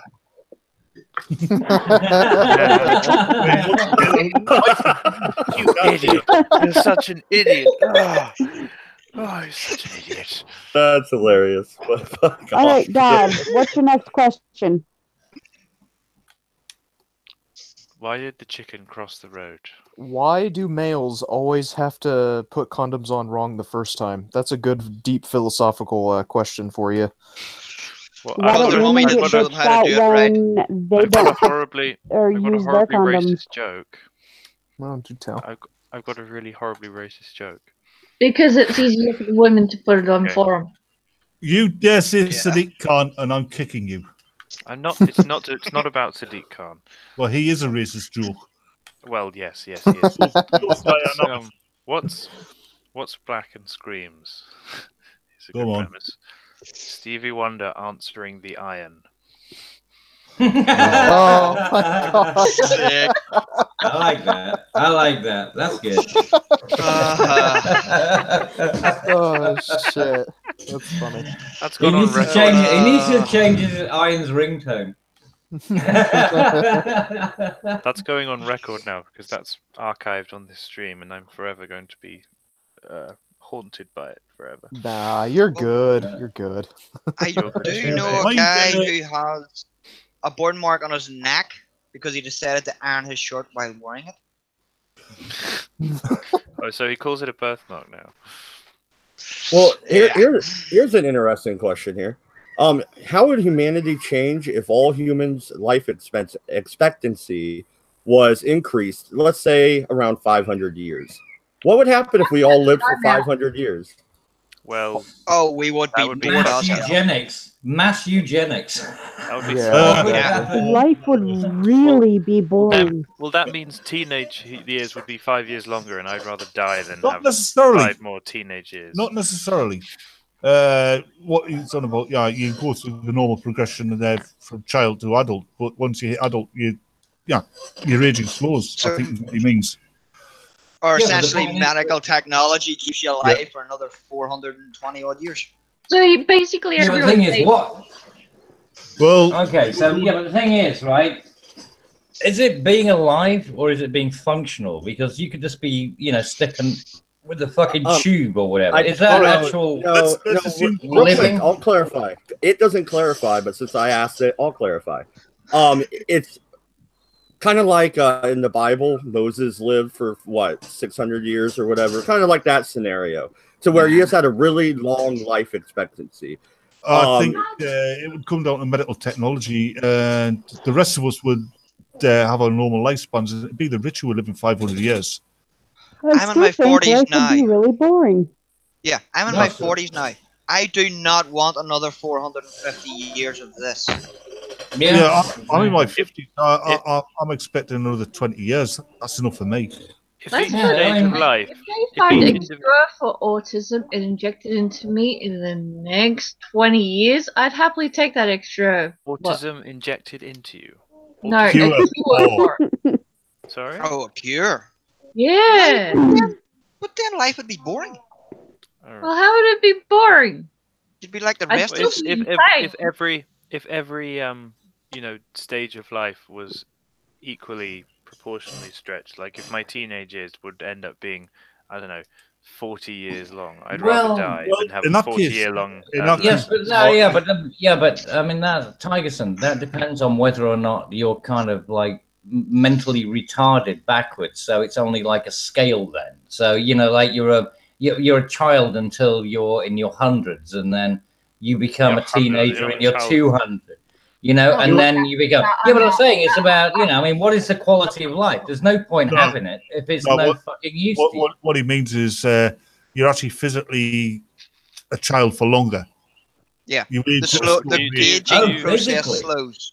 Yes, the aging process slows down. If that's the case, who's to say that your perception of time might Oh, be fuck that. as well? No, good God, no. So, Good God, what is the point? What if we already are 500 years old now, but which we know we're not because we've just been socially constructed into thinking that we're not because we measure 81. we measure the length we measure the time by physical observance. Yes, but what's really Batman, a year? sometimes I wonder if you're still not mentally a child. Thank you. I love you too. I'm mentally a child, but Well, Batman hasn't got any pubes yet, so he's physically a child. Yeah, but that's only because he shaves. You've been looking under the. He's a sick man. Yeah. Please Yep, don't. I've seen him with a Veit. Please don't. No, turn what your about webcam it? on. Real quick. We know what year it's. Batman, real quick. Joshua says in the chat, we would be reproducing like rabbits if that happened. Yeah, that's something that would happen through that. No, is the reverse. No, you wouldn't. No, because you would only be fertile at the time, so it wouldn't actually change the dynamic of this. It would just mean that everyone is retarded for a hell of a long time. Yes, instead of being a mayfly, you'd be a giant tortoise. Yep. I think you'd end up with an awful lot of furries. You'd end up with a shitload of furries. Just imagine. Kill themselves before that. It'd be a 100-year-long puberty. Either way, it would suck. Nah, fuck that. 100-year-long. I mean, look, we've got enough fucking lunatics running around, playing dress up at the moment. Imagine what would happen if you got them doing it for 100 years. Christ. Yeah, that's Cabbage, probably what was what you happening if we do were in the- immortal. Yeah, what you do in the privacy of your own home, Cabbage, is up to you. You don't need to. Right, I don't do it. It's what worries me is what other I've people seen do, you, and Cabbage. they do it I've in seen public. you. And they I've the seen thing you is, late at night down the Cabbage's club. avatar. these fucking lunatics do it in public. I've You seen know, you late at well- night down the club in Vauxhall, Cabbage. Sorry, you furries. I'm sorry, but you got a bad rep. A lot of fucking paedophilia going on with these furry fuckers. There's something wrong with them. They're wired wrong somehow. I don't know where you got the premise though that your childhood would last so long. That was never necessarily quantified. So I mean, So we're saying an extra would age normally up to a certain it'd be point. like Highlander, right? You grow up and then your age slows down and you pretty much progress slowly. I think violence would increase because people would start to get bored. Yeah, but also, I mean, no, but I mean, the first thing you'd want is eugenics, right? Because they'd have to start killing people off because resources. I mean, you got to have the, you know, I mean, you can't just suddenly have people living that length of time and have the same amount of resources. The population growth would go fucking ballistic. That's why population growth will slow down. We don't have resources with that. That's Vegans would destroy the that's why world. population growth will slow down because people are living a hell of a lot longer. Yeah, but it depends how long you're still fertile for. Yeah. Because if a woman still goes through the menopause and at the same age, then you're saying there's another 500 years or 450 odd years where women are no longer fertile, so they're still going to want to have kids young. That's another thing. Which means the population will double every 50 years. Yeah, that's another thing that would happen. Not good. If we were living that long, because of boredom, you'd be seeing more things like furries and other weird shit. Well, no, I think an actual consequence myself would be stagnation of technology, because the younger generation comes up and they get the new ideas and, you know, they progress technology. If we're living forever, technology is going to slow way down. Well, it will, because because you've got to refresh the technology. So I mean, you've got to get the new technology out to people. The more people you've got to get it out to means that you've got to have more manufacturing to get it out to more people. So that's going to delay the entire production process, right? So the whole thing, it would. It'd just become a massive lag time. Life would also have less value because, if you're living longer, like I said, eugenics would be the first thing that happened. It would be people would be promoting eugenics just so that they could have a chance at some fucking resources, because the resources would be so stretched. The world would go to shit because psychologically we're not built for living that long. Yeah. Yeah. But the worst thing would be that the eugenics wouldn't be voluntary. No, it wouldn't. No. It'd be forced. Yeah, it would definitely be like Barbarella or Logan. It'd be like Logan's Run. Yeah. You reach a certain age, you're gone. But then we'll end up with a lot of people willingly go through euthanasia. Because they can't handle living that long and they're just sick of everything. Yeah, but with society and limited resource, we have a finite amount of resources.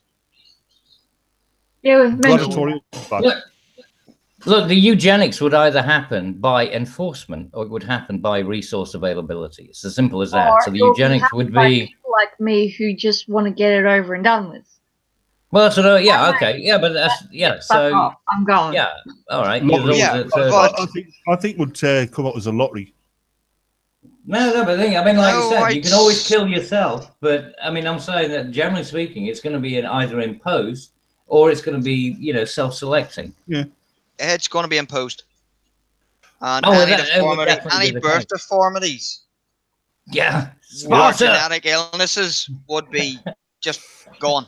Well, because you'd have you'd have people genetically tested. That's a genetic defect. You'd have people genetically tested, and if there was anything, any genetic anomalies in them, they would not be allowed to reproduce. No, I doubt they'd even be allowed to use up resources. Probably not. Take care, Tigers, then. See ya. Well, I can't get fucking word edgeways. Go off just and like, fuck it. Oh, hey, but you're not. Yeah, but all you're doing is bitching. If you've got something to contribute, say it. But just don't moan about what other people are talking about. Hey, Tigerson, half the time I can't get a word in edgeways. I still fight on, though. Yeah, I know, but I'm more polite than you. Yeah, fuck off. And you're lying through your teeth. Yes, I am lying through my teeth. Tell 40 ounce. I'm sorry I missed. He wanted to be a victim again, right? Little furry fuck. Piss off. I am a victim all the time. Take it easy. You whiny bitch. Right, who's ever leaving? See you later. Bye-bye. Now get the hell out of here. Before you go, they're great. Sorry, say that again. Before you go, they're great. They're great. Thank you. I just snorted a line of coke. It's great. Anyway, Take care, Tigers, and sleep well, mate. Yeah. Or do you think people would just get bored like fucking Armand in Interview with the Vampire, where he just yes. I would not want to imagine Looks out into the water and kills himself. Yeah, that's what I was talking about. Yeah. Yeah, but that would only be able with limited numbers. Yeah, because I wouldn't get bored. Like, if you were immortal, that's the thing. If you were immortal, that would get boring quickly. There's only so many times you can go to funerals dressed in a bright fucking suit with a shit-eating cheesy grin on your face. Oh, come on, that'd be amazing. I just don't go to funerals. Well, it's not as if they're going to go to mine. Well, they couldn't. You're immortal. Well, they could go to your funeral, but they'd be disappointed when you climb out the coffin. But you had to join in the wake. That has actually happened over here. Yeah, but that wouldn't surprise me. Think of everything you could do in 500 years. You know, the first 100 years, you gather a freaking fortune, and then the rest of the time, Antarctica. Fuck it, I'm going to Antarctica. You know, but Mad space Dodge, exploration. But this Space is the idea exploration. that people actually do anything productive with those 500 years. Most people that barely do anything with their fucking, 80 years. Think about colonizing the stars, though. When you have 500 years to live, you actually go up. Yeah, 500 years. You know how far that would get you to our nearest fucking star system? You wouldn't even get outside of the. You get outside. No, but it get you to Mars. It get you to Mars where you can colonize it. Yeah, right. Oh, yeah. So you can live in a bubble. Yeah, what a fucking great experience that's going to be. The first vehicle we sent to space left the solar system, I think, in 2006. Yeah, I know, Voyager. Yeah, it's barely left the bloody solar system. Yeah, so in 500 years, you definitely get outside the solar system. If you want to get, what's the nearest one, right? It's Andromeda, isn't it? 4.6 years away. It's not Andromeda, it's Galaxy. Yeah, the nearest galaxy. Centauri. Alpha Centauri. Alpha Centauri, right? How many light years is that away? 4.5. Traveling. 4.5 light years. Space Force. What? Well, this is why you would build. This is why you would spend. You would have some people spend all their time trying to build colony ships and figure out how to grow food in space, and how to spin it so you could have gravity, so you don't go weak. And then you just fucking shoot them out there, and then they reproduce, and it's a colony ship. McZally's so fucking commie. What are you? You're a fucking serious commie. How is that a commie? The only way you'd get a colony ship. Yeah, but it's a commie ship. It's a commie colony, because I mean, what, these people go on there, and then how do they function when they're? Oh, sorry. Oh yeah, we got replicators. Yeah, forgot about it. Would no. Oh my god. No. You build a big ship where you can actually remind me to never talk philosophy with Cabbage again. Cabbage, please. Philosophy. You haven't said a single philosophical thing tonight. I can't talk. You talk. It's the Cabbage show. Cabbage. The way it's supposed to be done is the idea, and I mean they put up blueprints for these speculative blueprints. Yeah. It's a huge fucking vessel. It's monumentally huge. They spin it so it provides stimulated gravity, but they've got soil there. They've got animals. Put a singularity in the center. No, shut up, Cabbage. They've got an environment there that they can actually grow the food on. They've got animals there. It's a generational ship. Yeah. That's how it's supposed to be done. Yeah, and if you had a 500-year lifespan, or it said 500 years more than today's lifespan, which is almost 100. That's 600 years to reproduce, get more people on the ship, and then the old people die off, and you continue on. By the way, Cabbage, you're not going. And by the way, don't fucking bitch at me, Matt, because you tagged me into the stream specifically, right? There was an Cabbage in there, right? So, there was. Oh, it's all good. I'm just fucking with you, Cabbage. He's not Cabbage. He's actually deeply hurt. It's all good until it goes bad, isn't it? Oh, it's all fun and games if somebody gets hurt, and it's just fucking hilarious. Yep. This is why we can't have nice things. I thought Because of you, that's Kevin? the reason why we couldn't have Yeah, but the thing is, by the time you, but the thing is, once you launch yourself out, you have these societies who are so used to enclosed spaces. You know that. I mean, they would never go. Why would they go back to planetary stuff? I mean, they'd be like agoraphobic. They'd freak out, you know, being on a planet because they've never experienced it. Well, no, you. Like, I mean, how many years would it take to get from here to Andromeda? Well, say if you were on a I mean, launching ship. it at, I mean, like, say you manage to hollow out. If you manage to hollow out, say, an asteroid, right, and then you know use the sun to slingshot it around, and then fire it at Andromeda. How long? I mean, like, say you get, I mean, as close to the speed of light as feasible. Sorry, Alpha Centauri. No, yeah, well, whichever.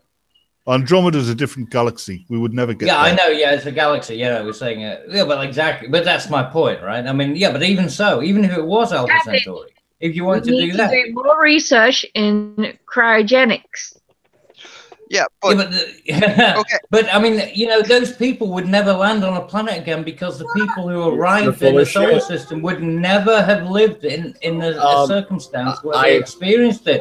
There wouldn't be any generation. Cabby, I just wrecked your argument again. The journey to Alpha Centauri B orbit would take about 100 years and an average velocity of approximately 13,411 kilometers, about 4.5% the speed of light. And another 4.39 years would be necessary for the data to reach Earth. The first generation 100 years. Yeah, 100 years is 5 generations. 5 generations. Yeah, but if you were but then again, generation number 5, generation number 6 will want to get off. What do you mean? What do you mean? No. You live 500 extra years. It'll take 100 years to get there. First generation is going to make it. Yeah, and the other thing is this ship. Because sorry, you're combining the two arguments. I didn't realize. I thought we were just talking about it as it is now. I didn't realize you were talking about the extended life. Yeah. Sorry. Okay. Well, Cabbage. The other thing is the ship which once our technology is there, it's not going to be an issue. Cabbage. The other thing is the ship which you're designing. If you got the technology to design that ship, you're going to make it big enough that it can simulate a planet-like environment. So when people actually land on a planet, they'll not wig out. The only problem is, if you go by science fiction, it could go off course, or the people could actually think they actually are on a planet. Yeah. Well, they wouldn't think they were on a planet because surely they can see this. You know, they could see the actual. Yeah, but that's their world. It depends how big. It depends how big the ship is, because if you say you're putting on, say, 500 people into that ship, you're going to need. You cannot rely on carbon dioxide scrubbers, technological ones. You're going to have enough plant life to filter the atmosphere, which means that ship is going to have to be huge, absolutely enormous, to hold enough plants to keep those people and the animals. Plus you could like I said. You also have to take plants and animals with you because you're not going to be able to supply a fucking ship for that journey with just supplies. Well, but the thing was, I was working on the basis of that. I wasn't working on the basis of the 500-year, extended life thing. No. I was working on, because like I said, that's 5 generations. Clearly, I was thinking in terms of modern, 20 years as a generation. No, that's fair enough. I didn't know you weren't sure how we were looking at it. But Sir Blumpkin says, I think if a human lived for 500 years, they'd be insane by 200 to 300. Oh yeah, you think? I do. Yeah, I think you're hard pushed. Most of them go fucking nuts around about. I mean, most. When you see those old people like from, they're usually babbling. Yeah. So Blumpkin's asking, if aliens landed on Earth, would it be illegal to have sex with them? Well, they're not human, right? So therefore, it would probably come under bestiality laws. So you'll have to move to either Germany or Canada. Or the Netherlands. Mm. Or the Middle East. Well, like I Or- say, I still don't understand why people think about all of this, you know, like going off to a different fucking star or galaxy. We well, haven't because even ours- we haven't even done the moon. I mean, if Yeah. you're going to have a launch pad, I mean, the one thing you should be doing is occupying the moon, and we're not occupying the moon. Occupy moon hashtag. Yep. Oh God, Never we mind don't want occupying to- Wall Street. Occupy the moon. I just found the most retarded thing from our Senate. Australian senator declares himself a woman so that pro-choice lefties will no longer be able to attack him for opposing abortion. I am going to declare my gender today as I can to be a woman. God. Senator O'Sullivan said. He's trolling. Like, Yeah, that's got to be there- a troll. there has That's a po. there have recently been transgenders saying that pregnancy is transphobic. Yeah. You go That's keep in mind our Melbourne Senate. I'm is- telling you, this is just, I swear to God, we are just living in a 4chan fucking fantasy. We really are. This is like a bunch of 4chan people just sitting there. Well, no, I do have a whacking away, serious. you know. I do have a question about trans. When a man becomes trans to become a woman, does he lose the ability to open pickle jars? No, it doesn't. No, it still maintains the same muscle mass, you know, and the same, you know, his bones. They do become weaker because of the female hormones. Yeah, they don't. Yeah, the strength doesn't go down to that of a proportionately similar woman. Oh, this Yeah, is but a- then again, they expose themselves to a 40% chance of also committing suicide. So, you know, Darwin again. Like they've got, yeah, they've got that forehand. It's in the news. It's in Actually, the Cabbage. news. Oh, this guy declared himself female to fuck up the pro-lifers. Cabbage, I think the SJWs and all these trans trenders, they're a result of what happens when humans have too much. Yeah. When life is too easy. Too much free time. No, it is. Well, this is what happens with it's like the hedonism, right? You get to hedonistic times, and that's exactly what happens with. I mean, it happened with. Well, I mean, this is a weird thing because the Roman Empire pretty much went down the shitter because of hedonism. Yeah. You know, they wanted to take all the resources and stuff. I mean, the British Empire didn't. It took 2 world wars to take ours. This is You know, No, and it took them out to demand the empire's payment. Yeah, we had to burn resources and actually, you know, to get corrupt, you know, to get completely bankrupted. Yep. Whereas if you look back in all of the other ones, the major failures, they've always been about this sort of hedonistic thing. They got to the point where they just they are purely indulgent. It's something and then they fail. Cabbage, Yeah, something this my is dad how the always fall of Rome happened. something my dad always used to say. Human beings are at their best when times are at their worst. And when you look at the disasters around the world, yeah, like fucking Atlanta, for instance, the worst people in society during a disaster, they don't turn into monsters. They're actually there fucking digging to find survivors and people. Yeah, they're actually helping hand out food. Yeah, but we have natural instincts. We are pack animals. Yeah, yes You and know? no, Batman. During Katrina, it took about 3 days before people started shooting each other and shit within the arena and outside. Now, hang on. Weren't there people raping each other in the arena, stadium? Yeah, in the stadium. Yeah. Yeah, you know, you Americans and it got took different 3 values. days. It took 3 days. 3 days for different values. society to melt away, and you're no Yeah. longer civil. Now it's And you- what I want, I need, I get. And you know what that points to is the person, like I said, it's about the character, right? Yeah. Because when you look at, say, the now hang on, when you're looking at, say, the bombing of London during World War II, right? People were going into the subways. Nobody was getting raped, right? There were people there because they had some fucking values behind what they were doing. You know, people were in it together and everyone actually respected, you know, there was a degree of respect amongst, you know, the fact that we were all in this, right? That clearly didn't happen. So that's a value fucking system Is it that's in values? place there.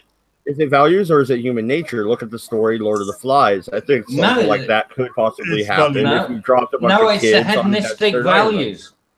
But that's a fucking fictional story. I'm talking about real world experiences. One is where Americans were put into an arena, right? One is in an arena. One is a theoretical idea about putting a bunch of kids on a fucking island. No, it's not theoretical. One is an actual real arena. Cabbage, can you show up for a minute, please?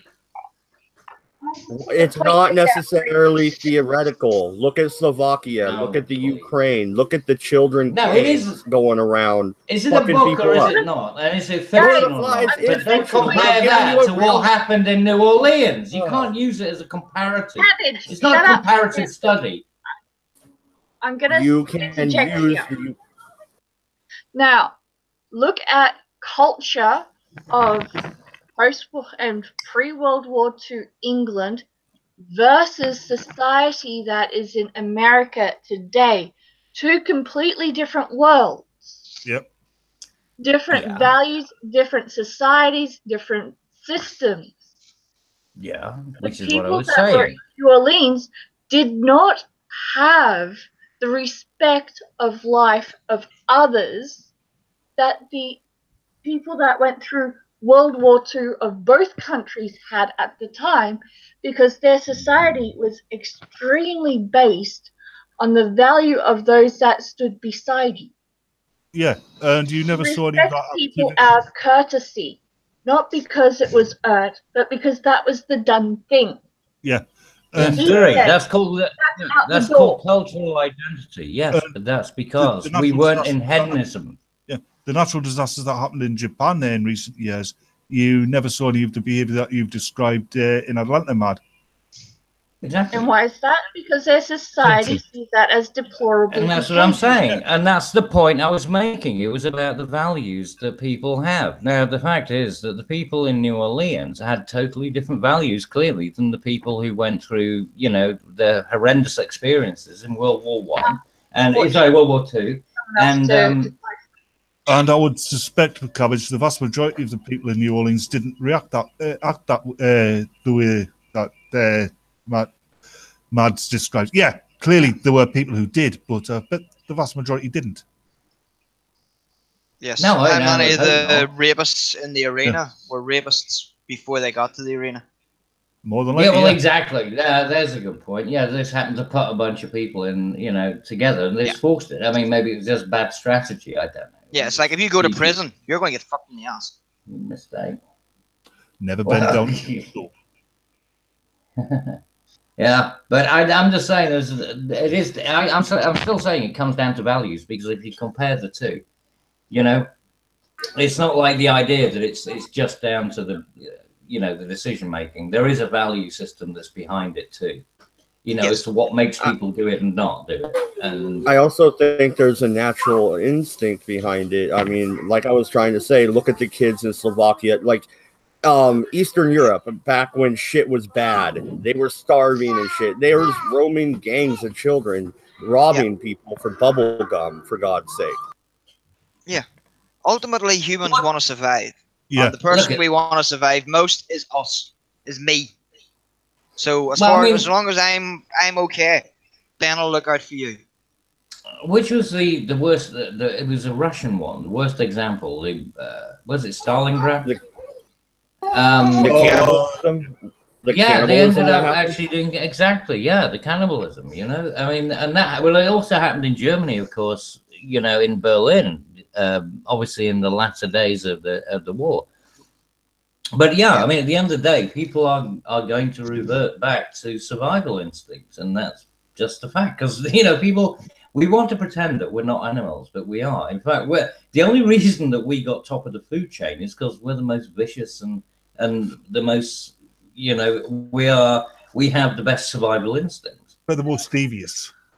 Yeah, I mean, look at dogs, right? When dogs fight, when one of them loses, rolls over, shows his belly, they back off.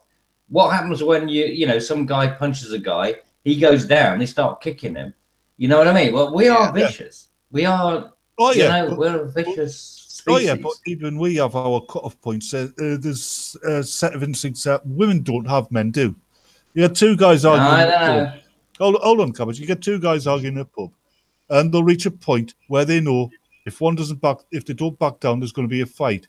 And generally, you'll see them making excuses to save face.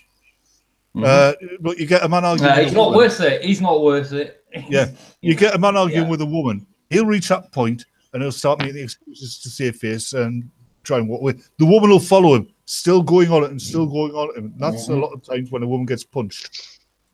I've seen it happen. I'm not. Yeah, I mean, yeah, You exactly. have, well. But yeah, but like I said, yeah, but that's not really part of this. But I'm just saying that it when you're looking at the, like how people act, like say for example, like the Milgram experiment, when people think that people, don't have that innate, like will, well, not even will, just ability or instinct. I mean.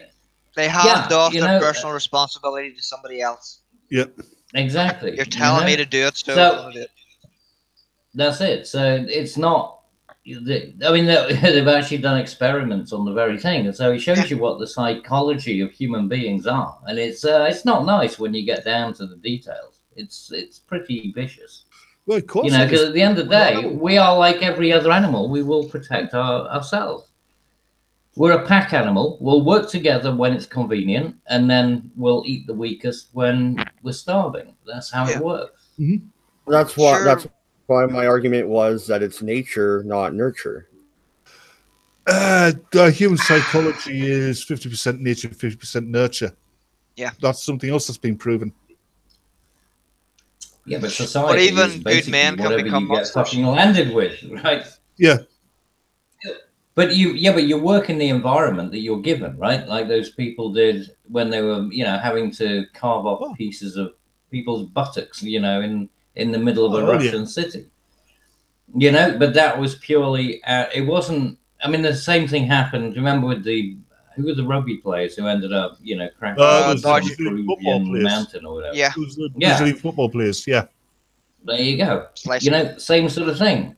It's because at the end of the day, there's a fundamental survival instinct that we have within us, and as I said, the difference is that, like, if you look at pack animals, like say wolves or whatever, even they will back off, whereas a human being will get somebody on the ground, but then will make a decision. It's like, well, now I can take out my competition and really beat the living shit out of somebody. There's the thing you're going on about instinct, Cabbage. Human beings have one ability that is utterly unique in the animal kingdom. We can ignore our instincts. Yes. Exactly. Yes. Otherwise, you wouldn't that's get what. fights. Yeah, and this is the reason that you have, people who, go after people for no reason, just, bitterness, spite. I don't see any other animal in the. I don't know whether there's an example of this. Maybe there is. Maybe David Attenborough found it. But I've never seen spite in any other animal. Dolphins have been seen to kill other dolphins just for the fun of it. Yep, dolphins. Yeah. How do you know that wasn't like because he fucked his missus or something? Well, because there's video footage of adult dolphins killing baby dolphins. Yeah, from their own pod. Dolphins also just for the fun of mugging. Dolphins also engage in mugging. But maybe that's just because they've got maybe that's like an autistic dolphin. Maybe it doesn't know any better. No, it's quite common. Really? Have they fractionated the brain to find out? I mean, is there actually a study to find out why that dolphin did that? Well, it's been multiple dolphins doing it. Yeah, but like I said, so maybe it means there's a lot of autistic dolphins out there. Dolphins also indulge in rape as well. Oh, they do, yeah. In actual fact, you get them pumping women. Yep. If you're menstruating, they'll try and fuck you. Yep, and if a fox gets into a chicken coop, it will kill everything. It'll just go into a mad frenzy and just kill everything. There's an interesting thing said about dolphins, There's never been a report. Oh, yeah, but the thing is... There's never been a report of dolphins attacking humans. Maybe that's for there is. Well, I was going to say. what I was going to say is I didn't know that, because I was going to finish with maybe that's because the dolphins are smart enough not to let anybody survive. Yeah, probably. Well, yeah, well, bad joke. Not that smart. Yeah. It was, yeah, but the thing is, like, a fox going into a hen house is different.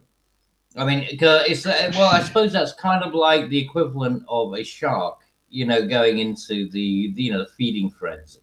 Yeah. Oh, it's more like Fox that. just doesn't know what to do in a hen house. He just goes crazy. Exactly, it just goes nuts, right? It kind of its brain, you know. But we choose to do these things. That's the difference. We actually make the conscious choice to do it. I mean, I don't know. Maybe a fox does make that conscious choice. It just goes in and goes, "Holy fuck, Christmas time!" Well, yes, you know, and just runs around and eats it. Yeah. Fuck you, chicken. Well, no, Cabby. Well, we have issues over here of foxes and wild dogs mauling sheep just to eat their kidney and liver, and that's it. Nothing more, nothing less. Well, Cabby, I think you're half right. They did a study on a lot of serial killers' brains after they were executed, and they found that a lot of them had I don't remember what part of the brain it is, but it's impulse control. It was smaller than the normal human brain, so they couldn't control they couldn't stop their instincts from actually, you know, they didn't have control. Exactly. Isn't that endemic of psychopaths have that distortion? It's the frontal lobes, I believe. That's where empathy and things like that are stored. You know, that's where they're processed. Yeah, so I think that's where you get a lot of, you know, psychotics and people like that. You know, they have a very low. So they have no control over their natural urges. In other words, if they want to do something, they're just going to do it. Sounds like autism to me. I see Middlesex cricket has rejoined us. Hey, MC. And he's being silent. He's just sitting there judging us. He's sitting there staring at the screen, holding his penis. I know what he's doing. He's sitting there with his microphone off. I apologize. He's having a boomer moment. He's probably I didn't know you were sorry. Conversation. Wait, is this Sargon's new account? It is. Hi, Carl, you've changed your accent. Sargon is actually MC. Well, I mean, he was in the CIA, you know, remember? So, I was Sargon is in the CIA.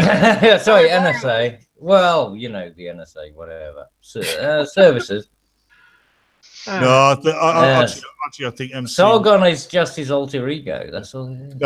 No. MC wasn't in the CIA. It was the YMCA. See, Matt, that's how you take a joke. Oh, whatever. No, fucking Cabby deserved a little slapping around a little bit earlier. God damn it. Hey, I don't mind, mate. Give as good as you get, mate. But don't moan about. Look, you invite me in, and you specifically tag me. Don't fucking moan when I come on and I participate. Matt, that's your problem. Cabbage likes to be slapped around. Yes. I do. God damn it. I do. Treat me like a bitch. I'm your hooer. What you have to remember, Madge, is Cabbage isn't used to people moaning when he participates.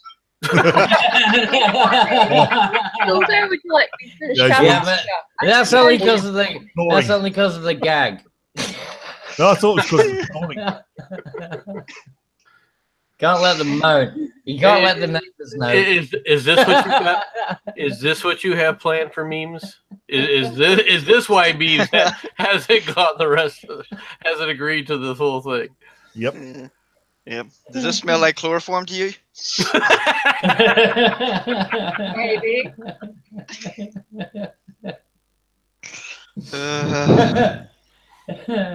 It's like stay away from that chloroform memes. It always gives you a sore ass.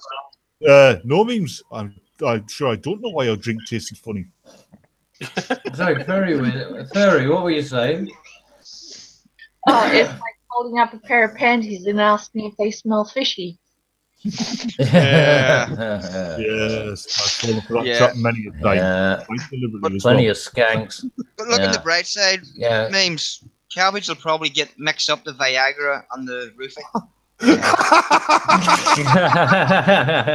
Yeah, then Cabbage wakes up with the Yeah, ball but gag. either way, I'm gonna be happy. So it's all good. It's still win-win. Bad Dodge, what was the question you asked that led to this?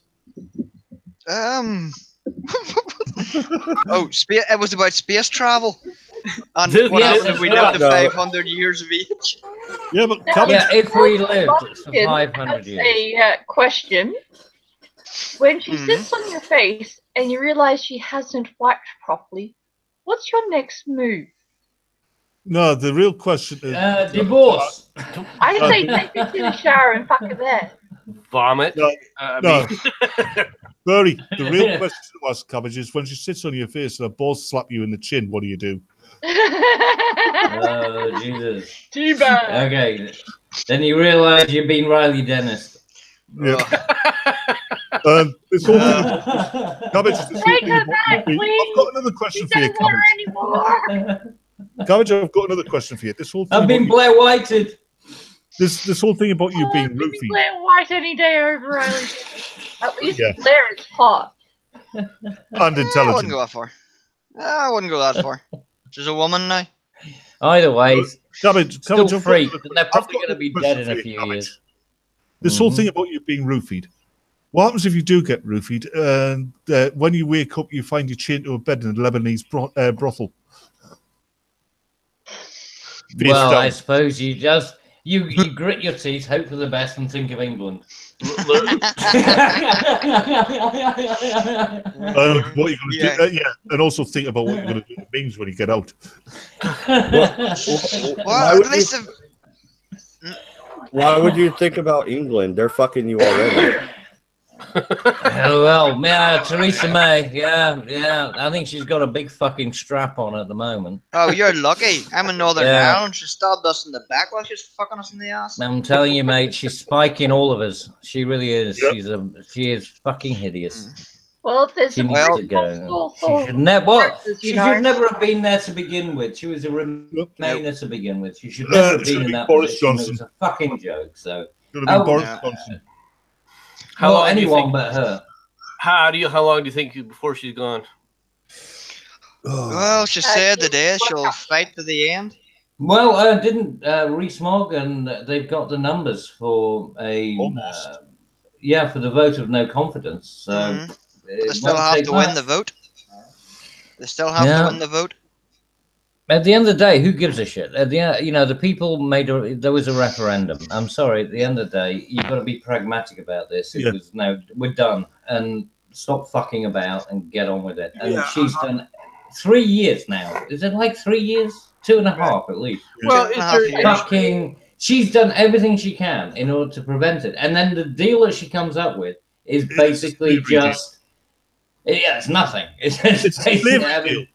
We wouldn't It's- even be a vassal state. We would be a slave to the E EU. it's and they may as well write it on rice paper. You know what I mean? Just eat it Yeah. later. It's fucking nonsense. So fuck them. Well, No, sir. and then no, the Brexit thing. I'm sorry, I do get Yeah, excited. well, the Sir keep- Sir Blumpkins asked, how big do you think Theresa May's asshole is? I'd say it's about the size of Juncker's fist. I'd It's say gotta be. He's basically using her like a puppet. it's exactly yeah. it's exactly the same size as Angela Merkel because that's who's going up it. Yeah, maybe. I was going to Well, say, no, I yeah. think it's the other way around there, Batman. No, Angela's got the strap on. Uh, No, they've got the perfect shape and size to fit the EU up there. yep. Serious. It is. It's a fucking Yeah. travesty what's being Theresa done. May It is an and Angela absolute Merkel. fucking travesty. Yeah. It's disgraceful, and this is a nation that used to have, a degree of respect. We are making ourselves look like absolute fucking pussies. We should never have been put in this position to begin with. It's a fucking disgrace. Our own government has actively worked against the interest of the people. I mean, look at the fucking dollar exchange rate now. When I was younger, we used to have like $1.75 to a pound. We're currently at what is it? $1.28? Oh, it was 150. No, it's right? 128. One down. Oh yeah. yeah, no. Yeah. It's worth fuck all now. I mean, we're basically at the same exchange rate as Canada.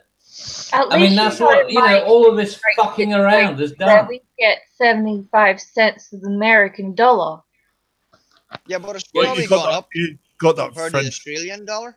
You've got Yeah. that French EU bastard saying I broke the UK. Fucking Trudeau. You see, and look at all these little cups. You got like Trudeau and you got Macron. I mean, look at that prick. Right? Yes. I mean, Europe is an absolute shitstorm. I mean, we're obviously, Merkel, that goes without saying. Although Merkel's stepping down, people think that's a good idea, but she's going to be the next, unelected President. fucking leader of, Yeah. president of the European Union. So, it's files. they are. It's a fucking shitstorm. It really Yeah, is. It's it's an absolute. more like, And thank God we're getting out because they are going to implode upon their own fucking machinations. This is where Machiavelli wraps himself up his own arse. They should rename Back soon.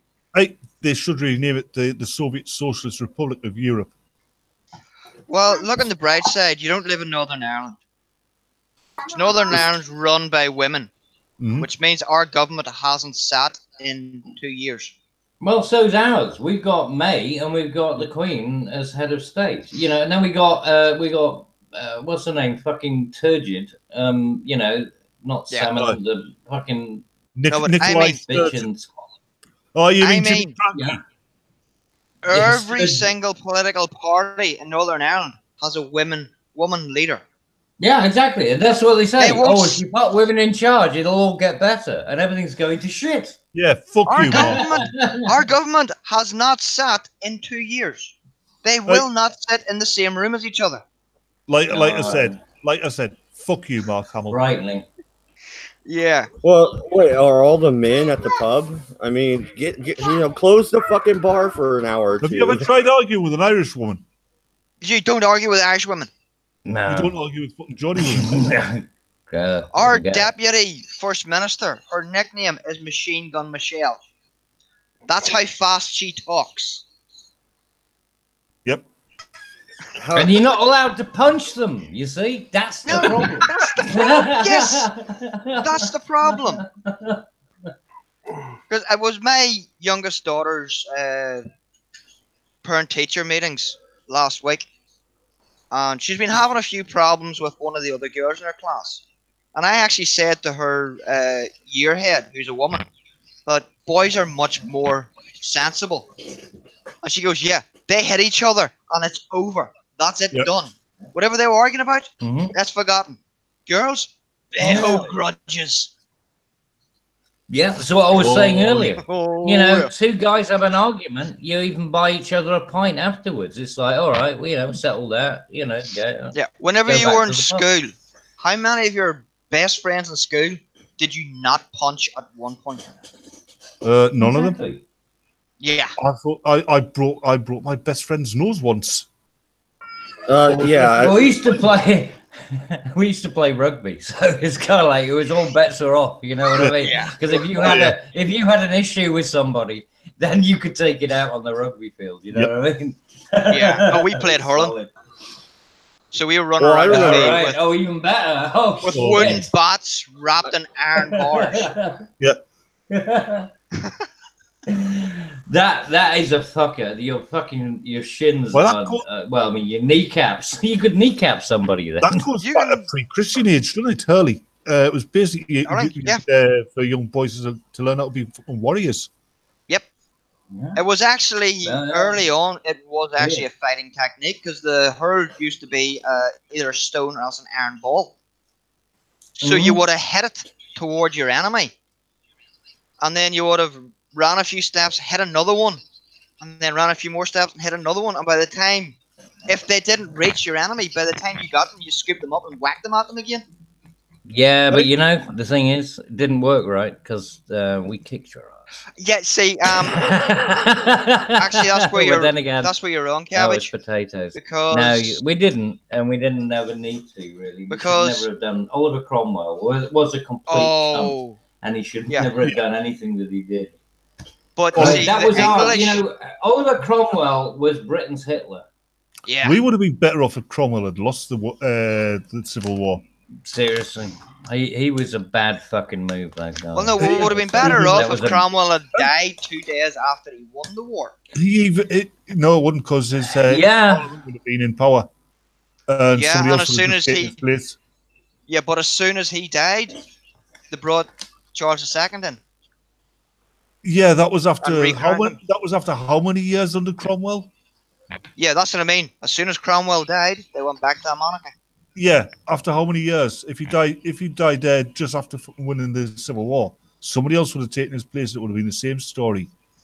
I mean, no, it wouldn't. No, because the difference is because at that time, don't forget that Cromwell was a radical Puritan. You know, fucking Puritan. I mean, banning Christmas and all these other fucking lunatic policies. And no, he wouldn't have been replaced by that.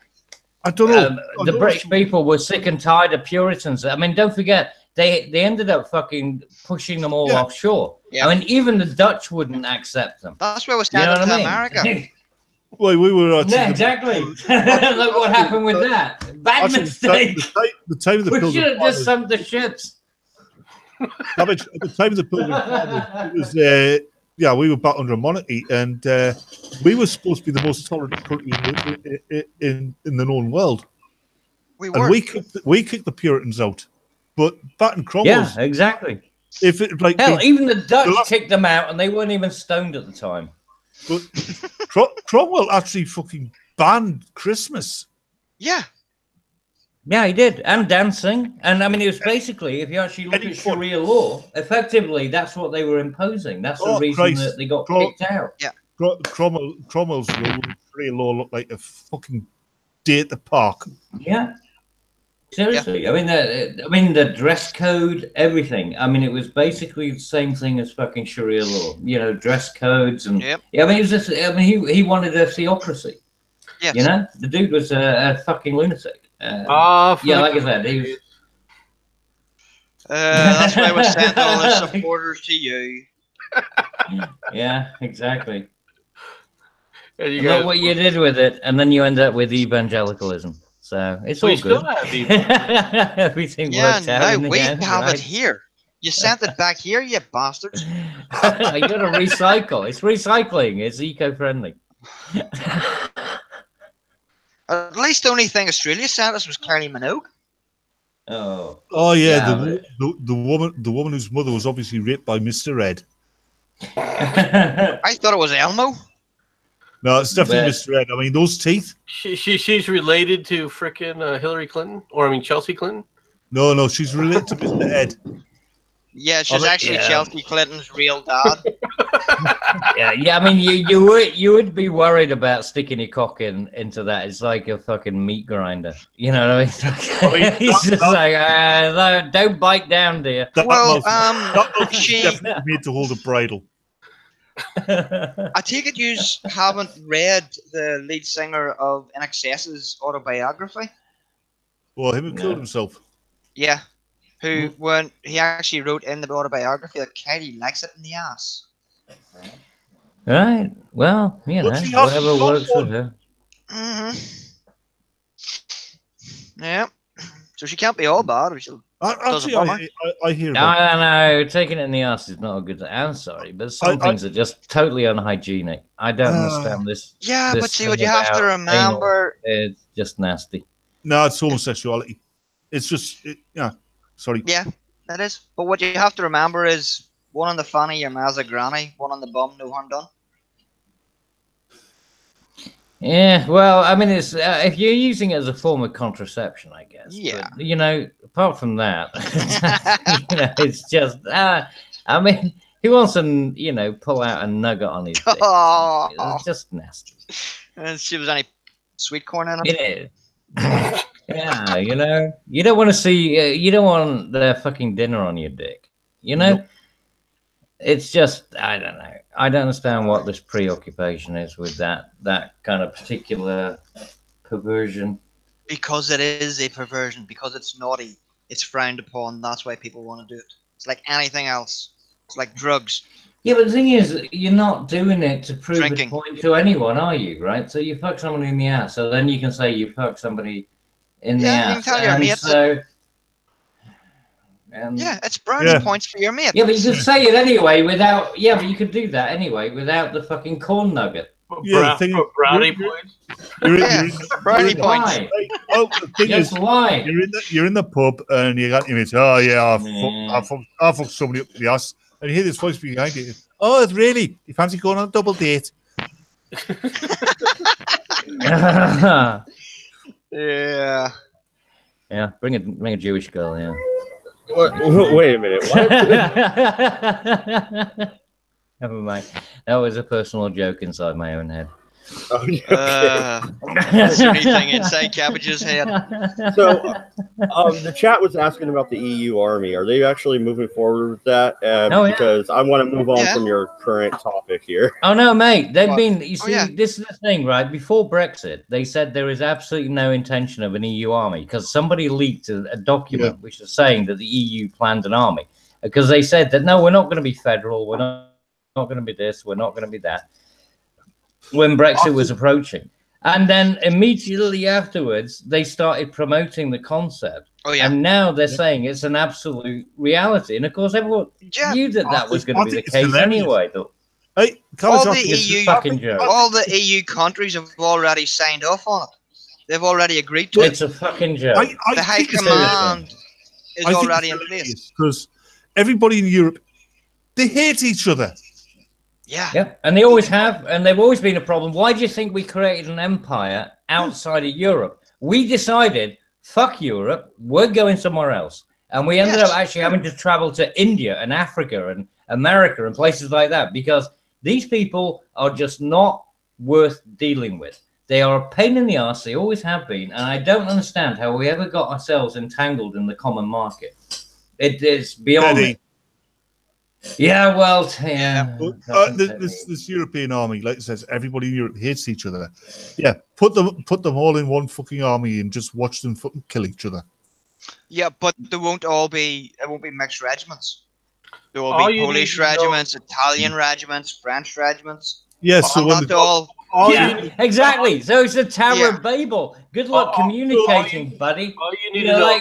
Let's see you working with the French. The French Air Force communicating with the combined maneuvers, combined live maneuvers. All you guys need to know about the EU army, all right, is that Russia is in full support of it. Yeah. That pretty much tells you Vladimir flat out said, "Oh, the EU army is a great idea." That there should scare every freaking one of them. Yeah, the EU army is a great idea for Russia. Yeah. Well, of course it is, because I mean, then it detaches NATO. We don't need NATO anymore, so then they become, and they're going to be inherently incompetent because we know that the Belgian the Belgian army disappears at weekends. The Italian army isn't worth shit to begin with. Oh, I've just thought of something. The EU, right? Angela Merkel isn't particularly what you call strong.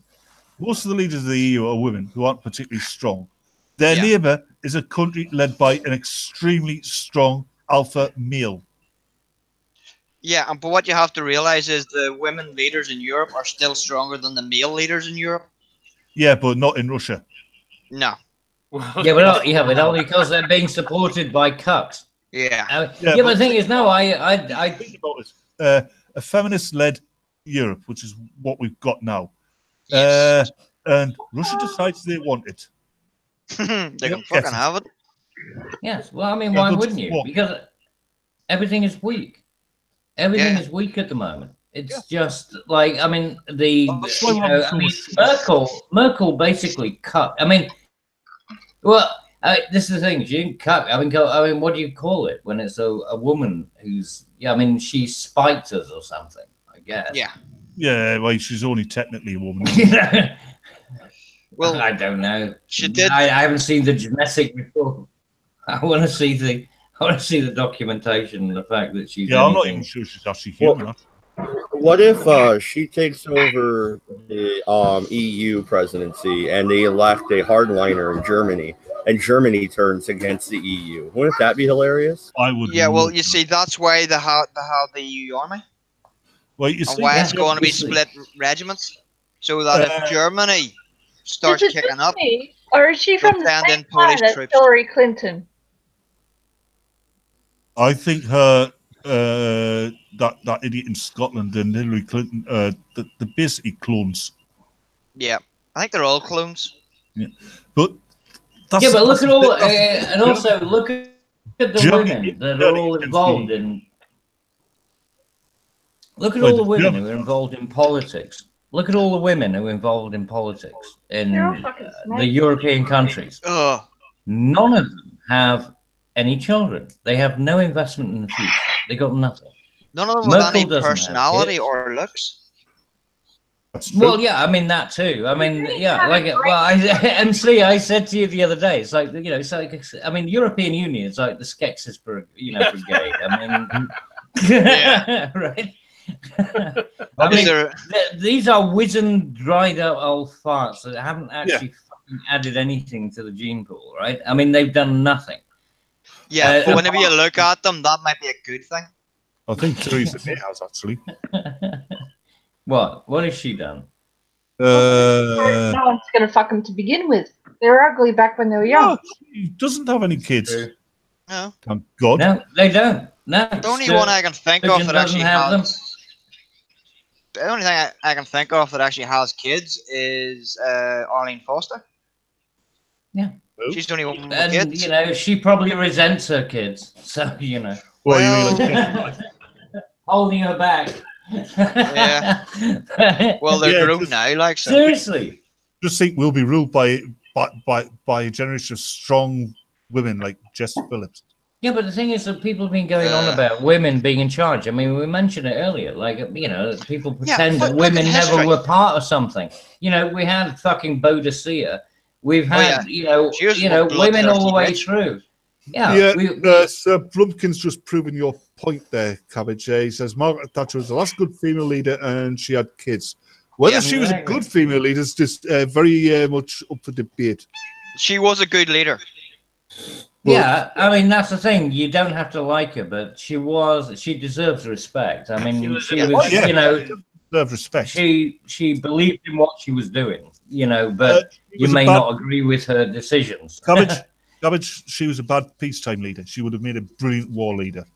Well, she was a brilliant war leader. In the Falklands. Yeah, but she caused that war. Well, yeah, but it helped in the ratings. She was basically Churchill with estrogen. Yeah. And probably not much pretty much. All right, well, we wrap back around the Margaret Thatcher, so I'm going to wrap up, but first I want to tell everybody the new schedule starting next week. Monday, we're going to stick with the news thing that we've been doing since the beginning of the channel. Tuesday, I got to take off, guys, because I got fucking college. But Wednesday, we're going to have an open mic thing going on. Thursday, random topics. Friday, we're going to try and host some debates. Saturday, we're going to do conspiracies, and Sunday, it's MC and I doing the Civil War stream. Any last thoughts, you guys, before we go? Yeah, let's nuke Europe. Lizard people. Yeah, let's nuke. Seriously. We need to do it before they do it to us.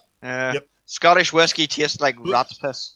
What Cabbage says is right. We are weak, and that's why we're having so much trouble with these people coming over from the Middle East. Because they don't respect strength.